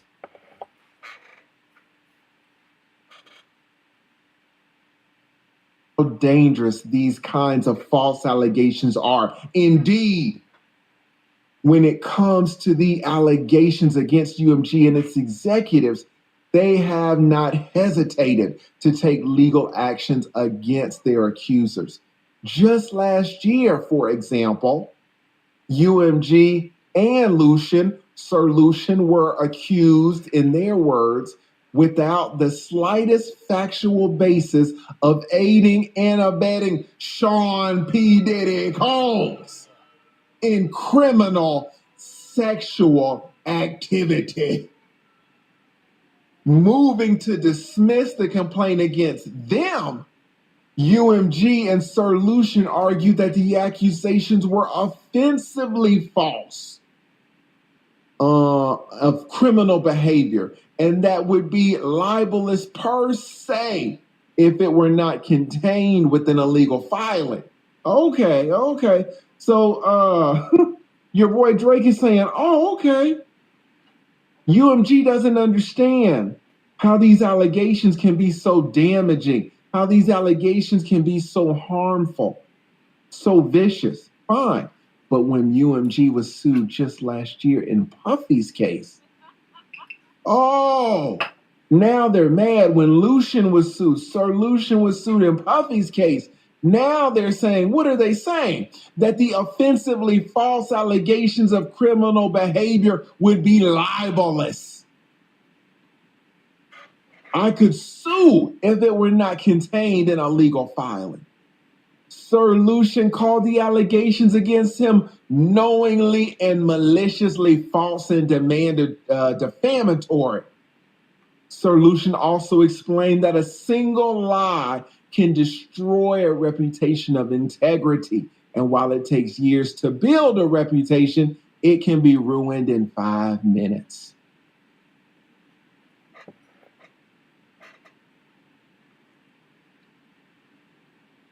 Drake's got a point. Indeed, he has a point. And well argued by his counsel.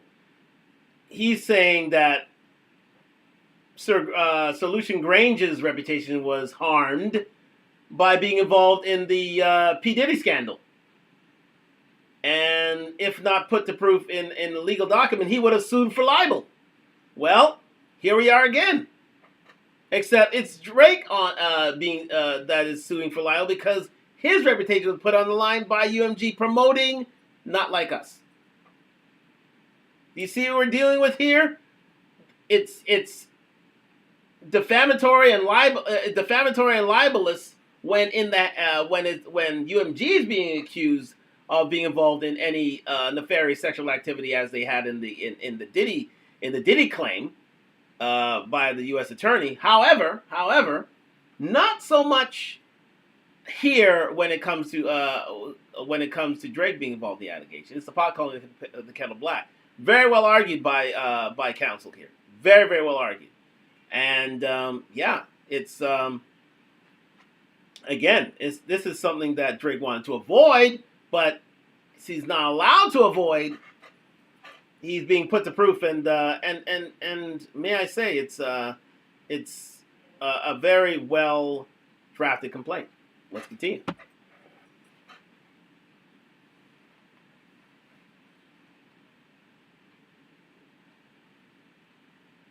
Sir Lucian and UMG, they're calling Drake all of this. Now, are they calling? Did Sir Lucian get on the mic? Did Sir Lucian write the rap? Did he perform the rap? Did he record the rap? Did he engineer the rap? He didn't do none of that. Who did that? Kendrick. Who's not being sued? Kendrick.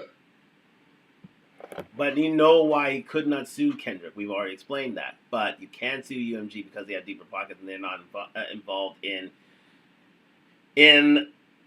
hip-hop music in terms of the culture. So they're an easy target. However, to be fair, they're the amplification.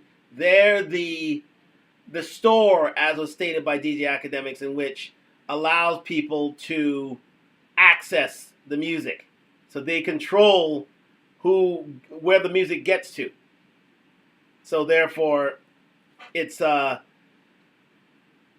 I'd say the only avenue in which to pursue this is through UMG in order to stay credible and relevant in your culture while still putting your industry on trial and trying to get and trying to bring back your reputation and your and try to win back your name. Let's continue.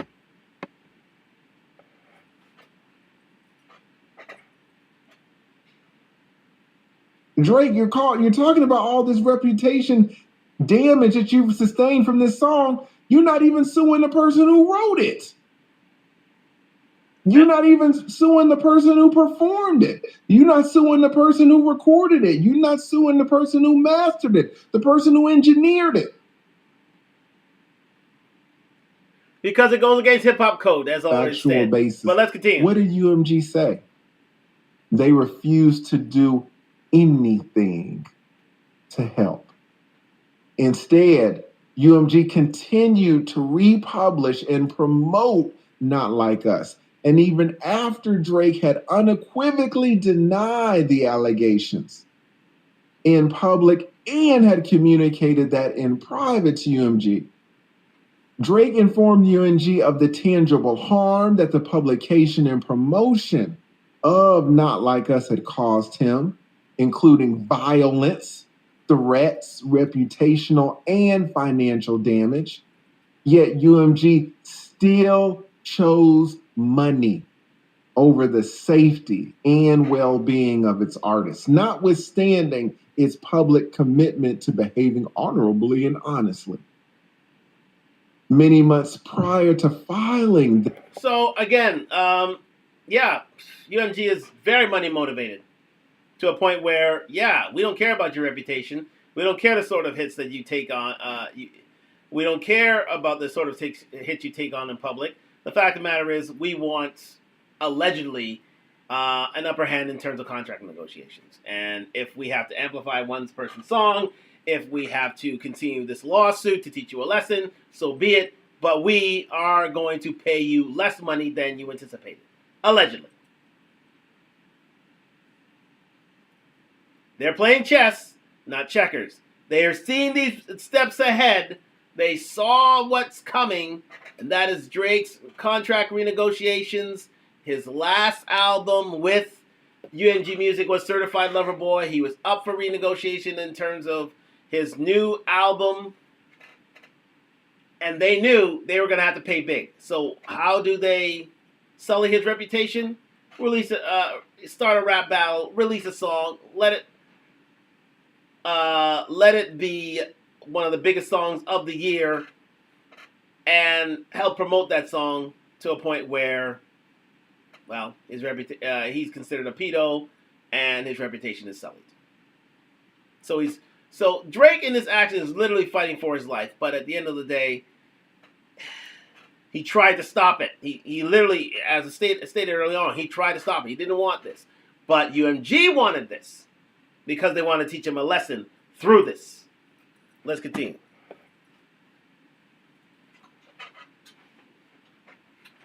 This allegation, this litigation. Drake attempted to address these claims privately with UMG. And see, that's what you see sometimes, guys. When you have these things coming out, it's not like people they just file a damn multi-million-dollar lawsuit. Who remembers what Cardi B did? Tasha K was saying all this defamatory shit about Cardi. Cardi B, man, she hired a law firm to send a cease and desist.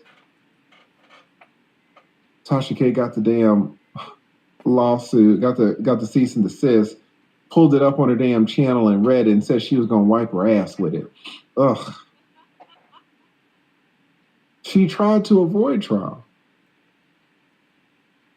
Then when that didn't work, Cardi B hired another law firm to write a different cease and desist. Tasha said she's gonna wipe her ass with that. Got the law firm again to write another one, 3 cease and desist. When that didn't work, Cardi called Tasha, man. Cardi was like, we're both mothers. She pulled the mother card. We're both mothers. We're both women. Minorities, whatever the hell Cardi B is. Why are we doing each other like this?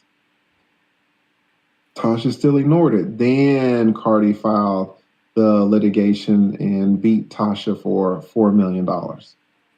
Right? So here, Drake is saying the same thing. Drake was like, months before Drake filed this, he tried to talk privately with UMG.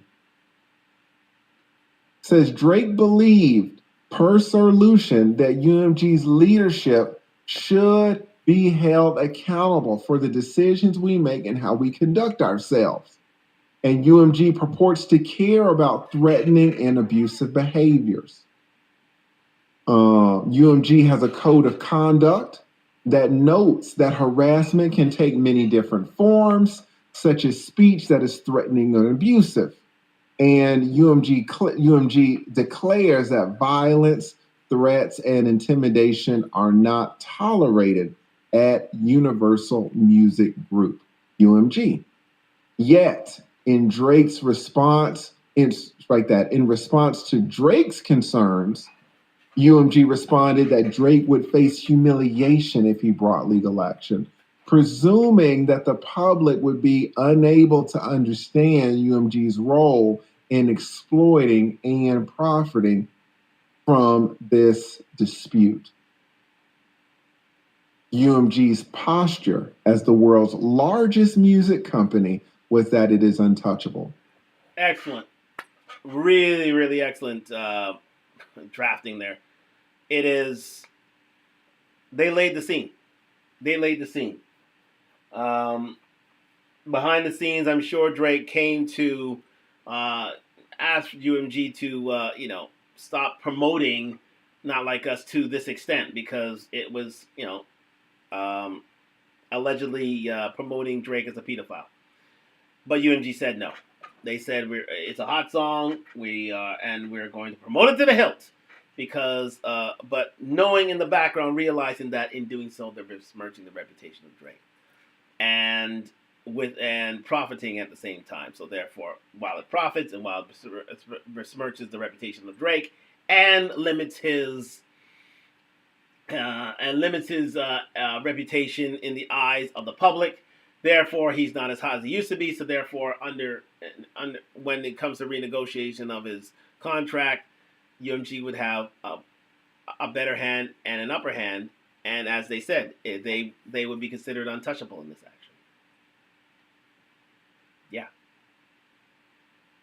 Yeah. Can UMD be this skullduggerous? Can they be this deceiving? Can they be this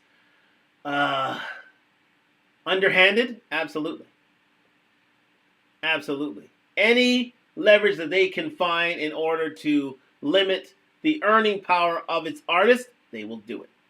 And Drake, one of the biggest artists in the world, was up for renegotiation, and they didn't want to pay the money that they felt Drake was going to come to them for. And that was into the billions of dollars. So, How do you go about doing things? You throw a little dirt on his reputation,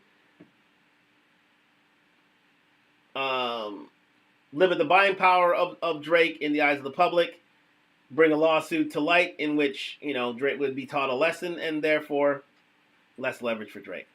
Let's continue.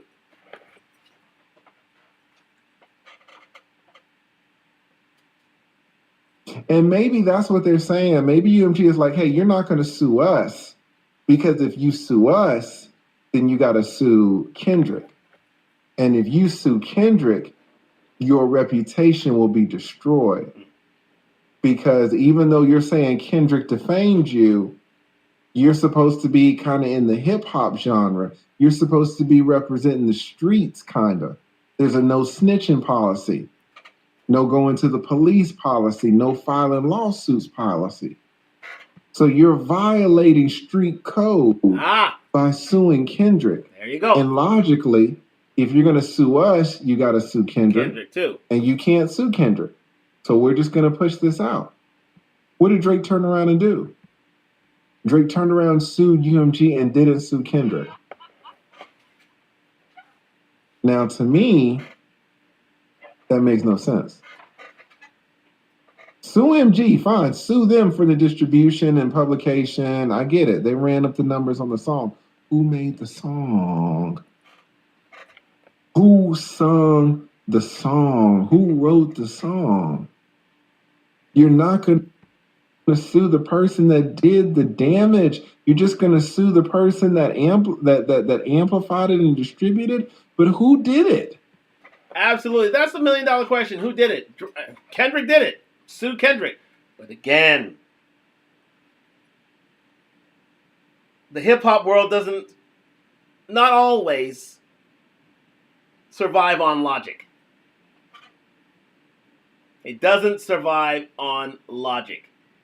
It survives on code. And the code, part of that code is, as illogical as it may be, even though somebody says something about you, it's supposed to be left on wax. It's never supposed to go into a courtroom or go beyond that.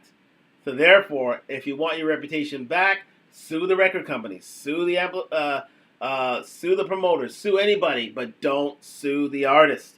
Because if you sue the artist, you're going against code. And if you go against code, you can write your career off because you don't have the street cred necessary to leverage greater success.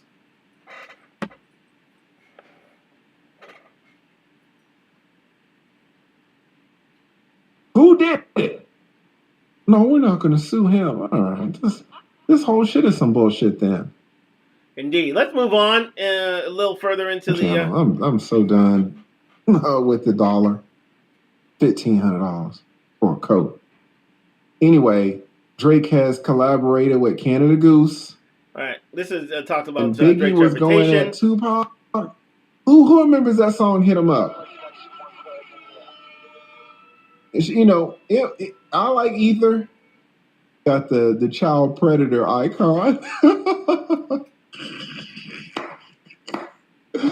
Whoever thought of this is good. Guys, I'm a YouTuber.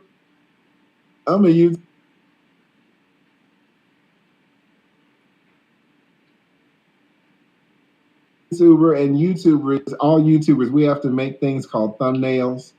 And thumbnails are what you put on the cover of your video. That's what y'all click. Y'all click the little icon, the video is called a thumbnail. Well, you got to have the same thing for album covers, and you got to design that. Whoever designed this, yeah, salute. That's that was creative. The image shows an aerial view of Drake's home, includes identifying information regarding the location of the home, and is covered in the icons used by law enforcement and public safety applications like Citizen to identify child offenders and their residences. Wow. The defamatory material is false. The allegations against Drake are unequivocally false. Drake has never been charged with, indicted for, or convicted of any charges of sexual violence. Drake has never engaged in an inappropriate or romantic sexual behavior with a minor. Now, is that true? Y'all just put me on a video. Y'all put me onto a video where Drake is kissing on a 17-year-old, kissing on her lips. Drake is talking about how good the 17-year-old's breasts feel. We are going to continue this on the third hour Talk Live. Stay with us here on IG. A 17-year-old guy. We're going to continue it here on YouTube, so stay tuned. So we're just going to be finishing up the actual. Is this true, complaint. Guys? Put a yes if this sentence is true. Put a no if it's not true. Put yes, put true, or put lie. Is this true or lie? Nor has Drake ever engaged in an inappropriate, romantic, or sexual behavior with a minor. Is that true or false? Drake has never engaged in an inappropriate, romantic, or sexual behavior with a minor. We're back here on Talk Live with the third hour. What the number one defense to defamation is? The Drake it's true. Suit being here, and is at the end of his career. We're going through things with the lead attorney here. Just finishing up the actual complaint lodged by Drake has against never engaged his record in company, an inappropriate, romantic, or sexual behavior. Is kissing a 17-year-old girl engaging in sexual behavior with a minor? Listen to me again. Yes or no? Is kissing a 17-year-old and rubbing a 17-year-old's breasts on your chest, is that engaging in sexual behavior with a minor? The 17-year-old is a minor all day. Yep. Legal or not, it's a minor.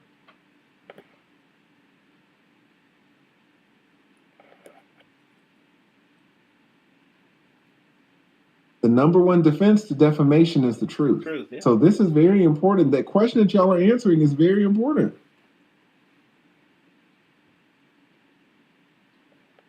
You can have sex with a 17-year-old all day, and in certain states that's legal, no problem. In Georgia, you can have sex with a 17-year-old.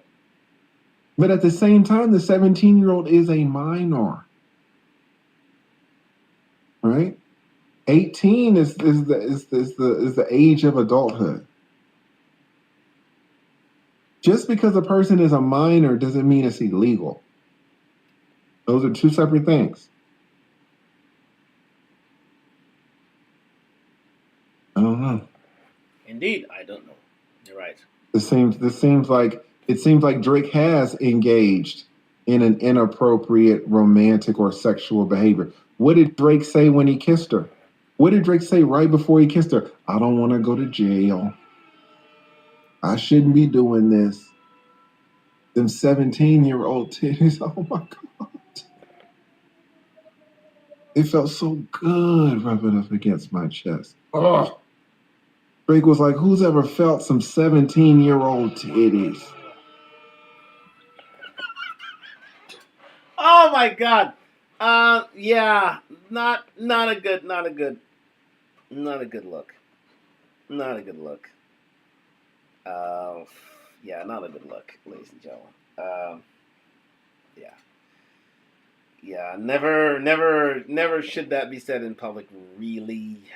But it happens, yes, but not exactly the best of ideas, period. Because you're gonna have songs being made about you, unfortunately, and whether you like it or not, and these allegations will not go away, unfortunately. No. Their face is amazing too. Is that inappropriate? She was 17 years old. Kissed that girl right on the mouth. Shit, Drake.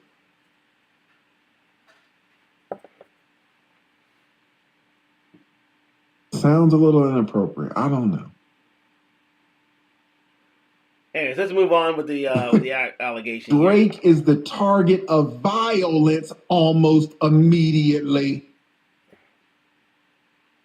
Within days of UMG's initial public, Go back a little bit here. Okay. Drake, kiss on the right, kiss on the left. All right, that's fine. Shout out to Drake. He's international. Kiss on the forehead. Oh, no. Is there anything wrong with kissing a child on the forehead? Oh, no. You pat a child on the head, kiss a child on the forehead. All right. Oh, right on the lips. Oh, no. On the lips. Oh, no. Oh, no, Drake. Oh, no. I was trying to defend you. Is that inappropriate sexual behavior? I don't know, guys. What do y'all think? Is that appropriate or not? Is it correct to say that Drake has never engaged in a with this person? Let me do it like this. Is it correct to say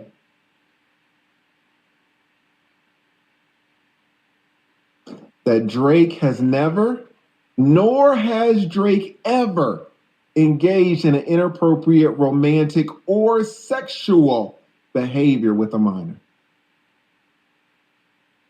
Is that correct or is that not correct? Not Like Us provides no evidentiary support for any of its defamatory allegations. Instead, Not Like Us opaquely references hearing these allegations and threatening that it could go further. Drake publicly denies the defamatory material. On May 5th, just a day after UMG published Not Like Us, Drake denied all of the allegations in a song called The Heart Part 6. Drake explained that he has never been with no underage, and that his name is not on the sex offender list. Despite being able to contact Drake, UMG did not ask Drake or his representatives to discuss his denials. Drake is the target of violence almost immediately.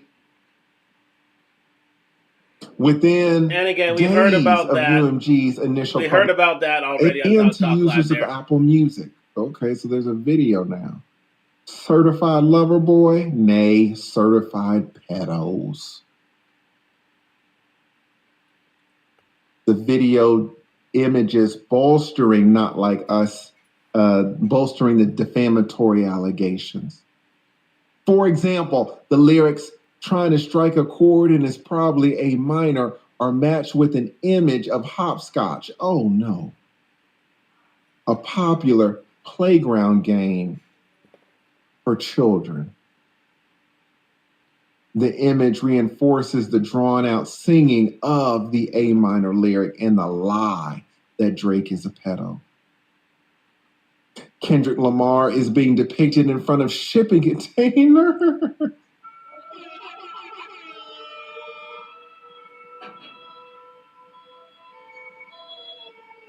No.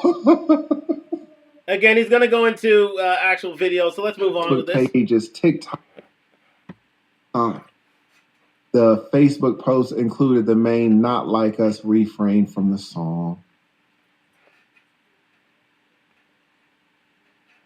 So what they're doing is they're basically featuring, thank you very much for joining back here on Talk Live. They're basically featuring the ways in which the song was promoted on YouTube, on Vivo, on TikTok, all the ways in which UMG Music Group had promoted the song to the levels that they did, and in turn ruined the reputation of Drake without calling into question if the allegations were true or false. Let's continue.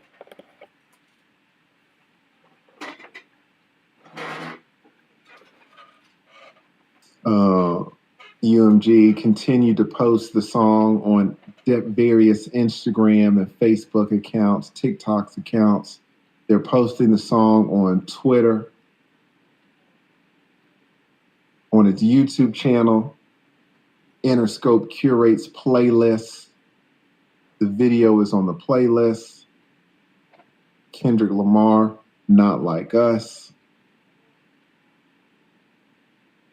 There was an extensive publicity campaign launched by UMG.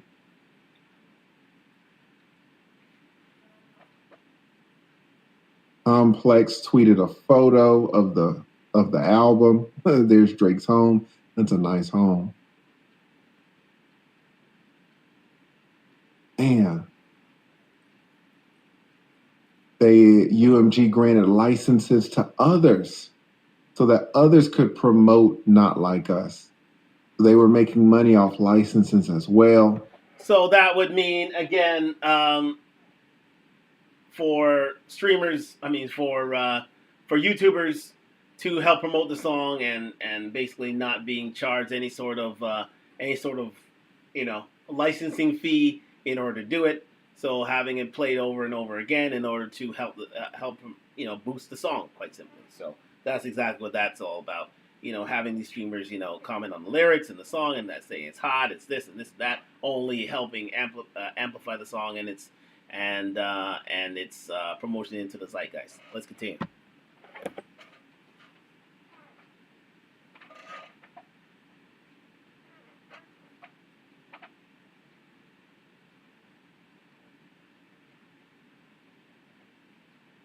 They were making sure it got played on the radio. UMG made payments to third parties.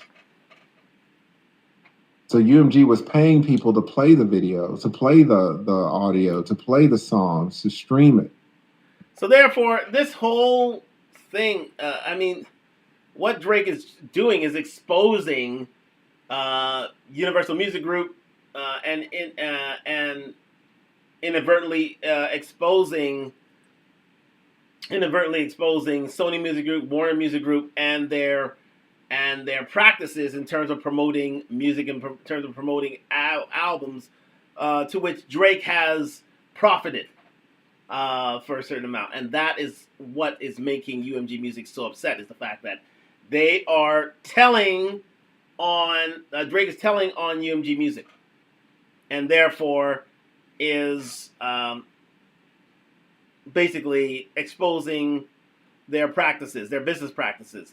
And, something that UMG has kept a guarded secret for years is now exposed to the public that everybody knows about outside of those within the music industry. And that is something that that UMG Music Group doesn't want to be allowed out there in the public and doesn't want allowed to be told. So, but again, Drake is trying to fight for his life. So, and he tried to avoid this altogether. He tried to avoid this period, but we are here now. So he's going through it, and unfortunately, he's going to suffer for it. He's going to suffer for bringing this lawsuit forward. Something they tried to avoid, something they talked to about with UMG Music Group, but as UMG said, as was stated by Lawyer for Workers, they said, lawyer up, we're going through this because we're going to teach you a lesson, because no one's going to make a fool out of us. And that's why we are here.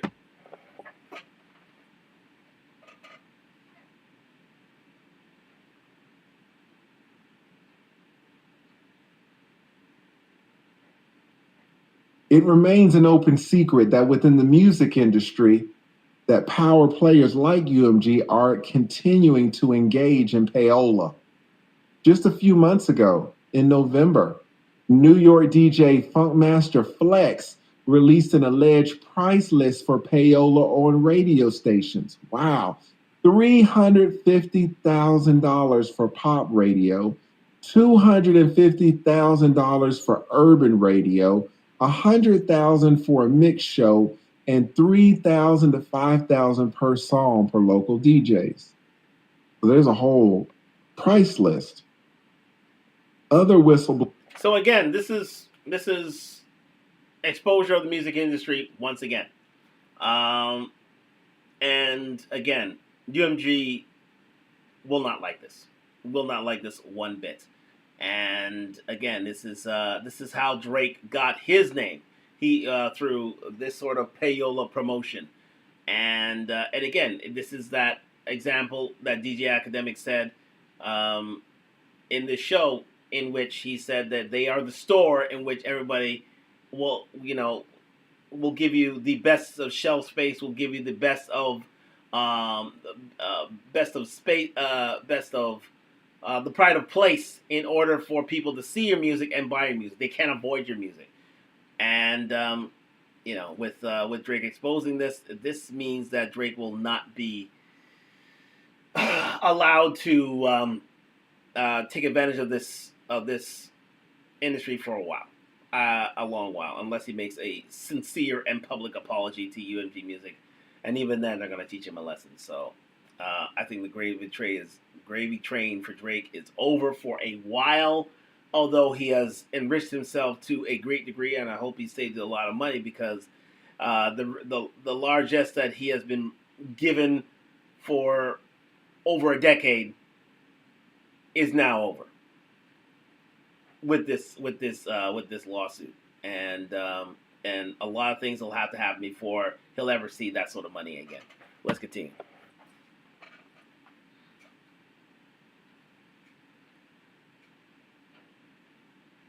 Blowers in the music industry have similarly confirmed the use of widespread payola. UMG has provided financial incentives to streaming platforms to play and promote Not Like Us. So Drake is saying that UMG is paying all of this payola to get the song played. Yep. They're taking unprecedented steps to promote the song.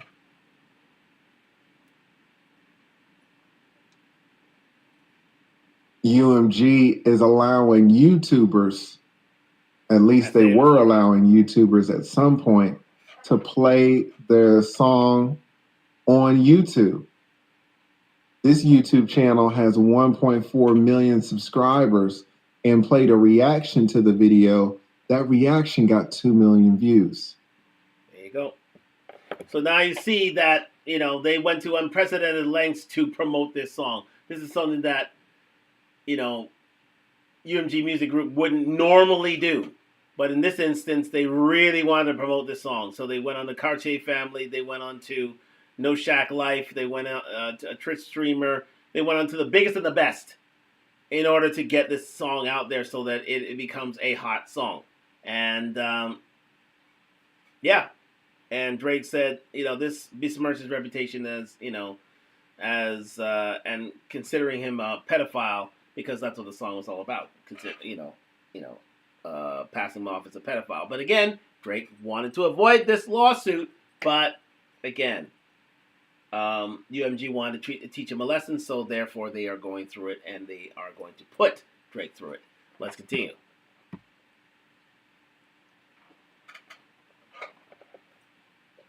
Twitch streamer No Life Shack got 5.3 million views. YouTuber Zayas got 6 million views reacting to it.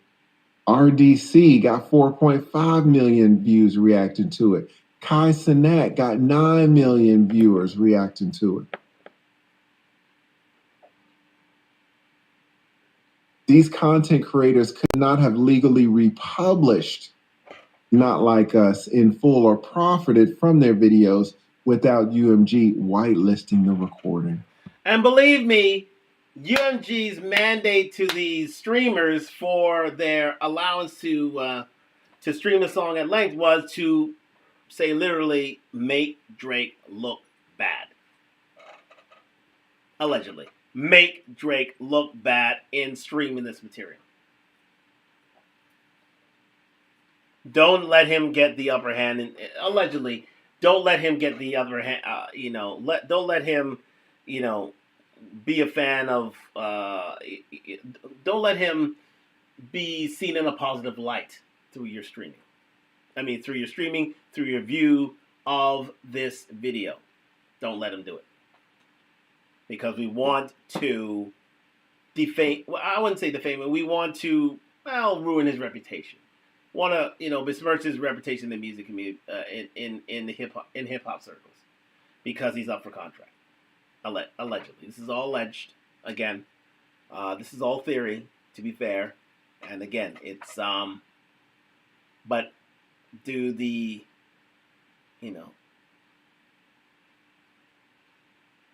do the puzzle, does the piece of the puzzle connect? Yeah, it does. To a certain extent, it does. But we're talking about UMG here, who holds his catalog, so therefore they'll be the eventual winner in this matter. So that's why Drake wanted to settle, but we're here now. So he's trying to fight for his reputation, quite simply, because he knows his career is, for the most part, potentially not at the peak it will be for a while.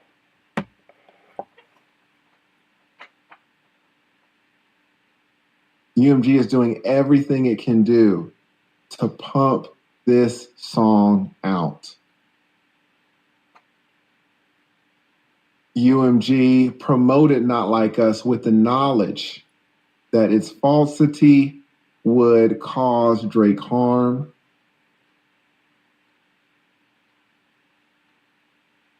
UMG caused substantial harm by publishing. Okay, so more of the same.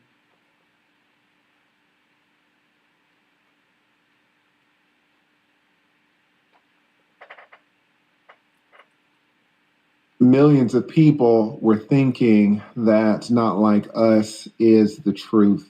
As one user put it, this ain't a diss, it's the truth. The culture isn't just not fucking with Drake, it's correcting itself by kicking out these predators, Drake, Diddy, etc. Another user wrote that Not Like Us is telling the truth about Drake being a pedo. Other users echoed the same. Drake has more than 800,000 dislikes on that song because everybody believes he loves touching children, because we have evidence everywhere. I love this song. We would have never known Drake is a whole pedo if this information wasn't exposed. Wow. So therefore, UMG, the reason why this suit is against UMG is because UMG never stopped these tracks from going ahead, never enter into proceedings and said these are just lyrics, and Drake is not a pedophile and shouldn't be considered a pedophile. These guys went in on Drake and did so to get financial leverage on him, allegedly. And it's hard to disagree with this. Very, very hard. Because I did not hear one word from UMG asking them to cease and for Kendrick Lamar to cease and desist the promotion of this song. No, they amped it. They promoted it. And you see all the ways they did promote it. And UMG really can't hold a candle to it, but the fact of the matter is they have leverage on Jake in the sense that they have his catalog, they're his paymasters, and he would be less valuable to any other record company because UMG owns his catalog, and they would have to pay a lot of money to get it from the hands of UMG. So therefore, eventually, UMG is for a win. Let's just finish this off quickly. Let's move a little further as to what Drake is seeking here. There we go.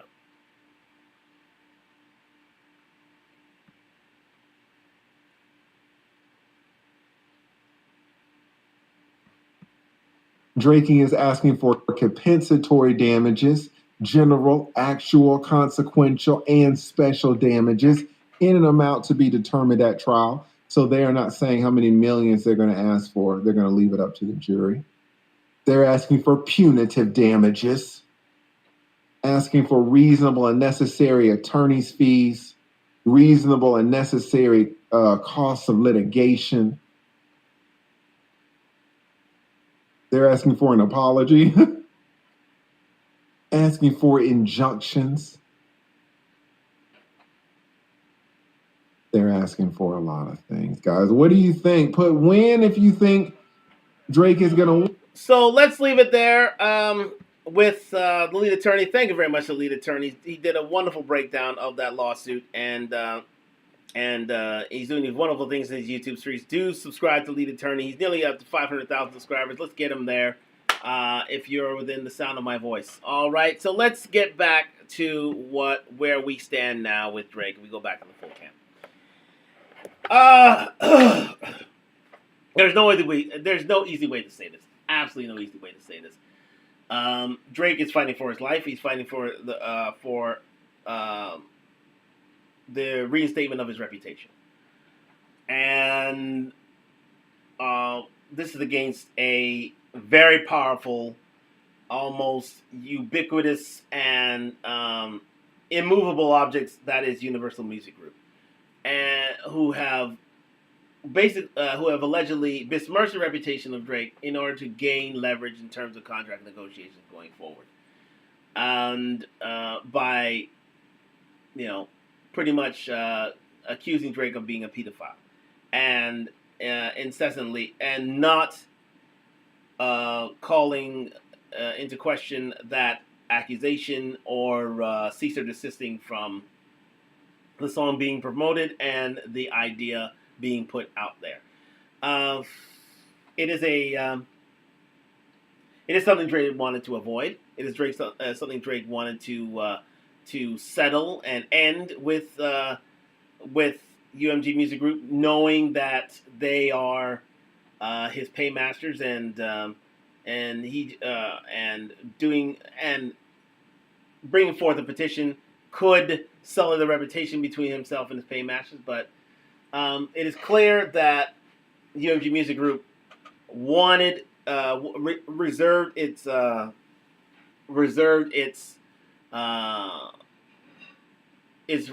judgment in terms of ending this lawsuit. It did not want to.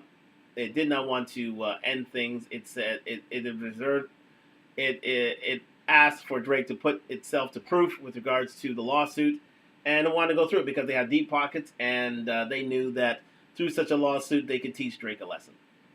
So they said, "Hey, get yourself lawyered up, get yourself ready, file a suit. We're going to go through it," because they want to make an example of Drake, quite simply, or anybody else who would try to test the power that is the music industry, and in particular Universal Music Group, because they own the catalog for Drake. They basically pay his wages and any sort of and there's no one else who would pay Drake to the extent that Universal Music Group can. And Drake cannot can't run the hip hop music world the way he did without the help of Universal Music Group. So we are at a crossroads where Drake is being considered a pedophile, even though he may not be, even though he wasn't. There is no proof to the contrary, but yet a record company is not standing beside him and wants to make an example of him because, number one, they don't want him to have the upper hand in contract negotiations, and number two, they want to make him an example. They want to make an example of Drake through these proceedings. So Drake is indeed, like the weather out there today, should ready himself for a cold winter. Should make sure that he is financially, I think he has more than enough money at this time. But you're not going to hear much Drake music for the time being because he pissed off the wrong people. And that is his own record company, and his own a record company that can control how famous and how rich Drake can be through their avenues for album sales and views online and through Spotify and other listening platforms. It's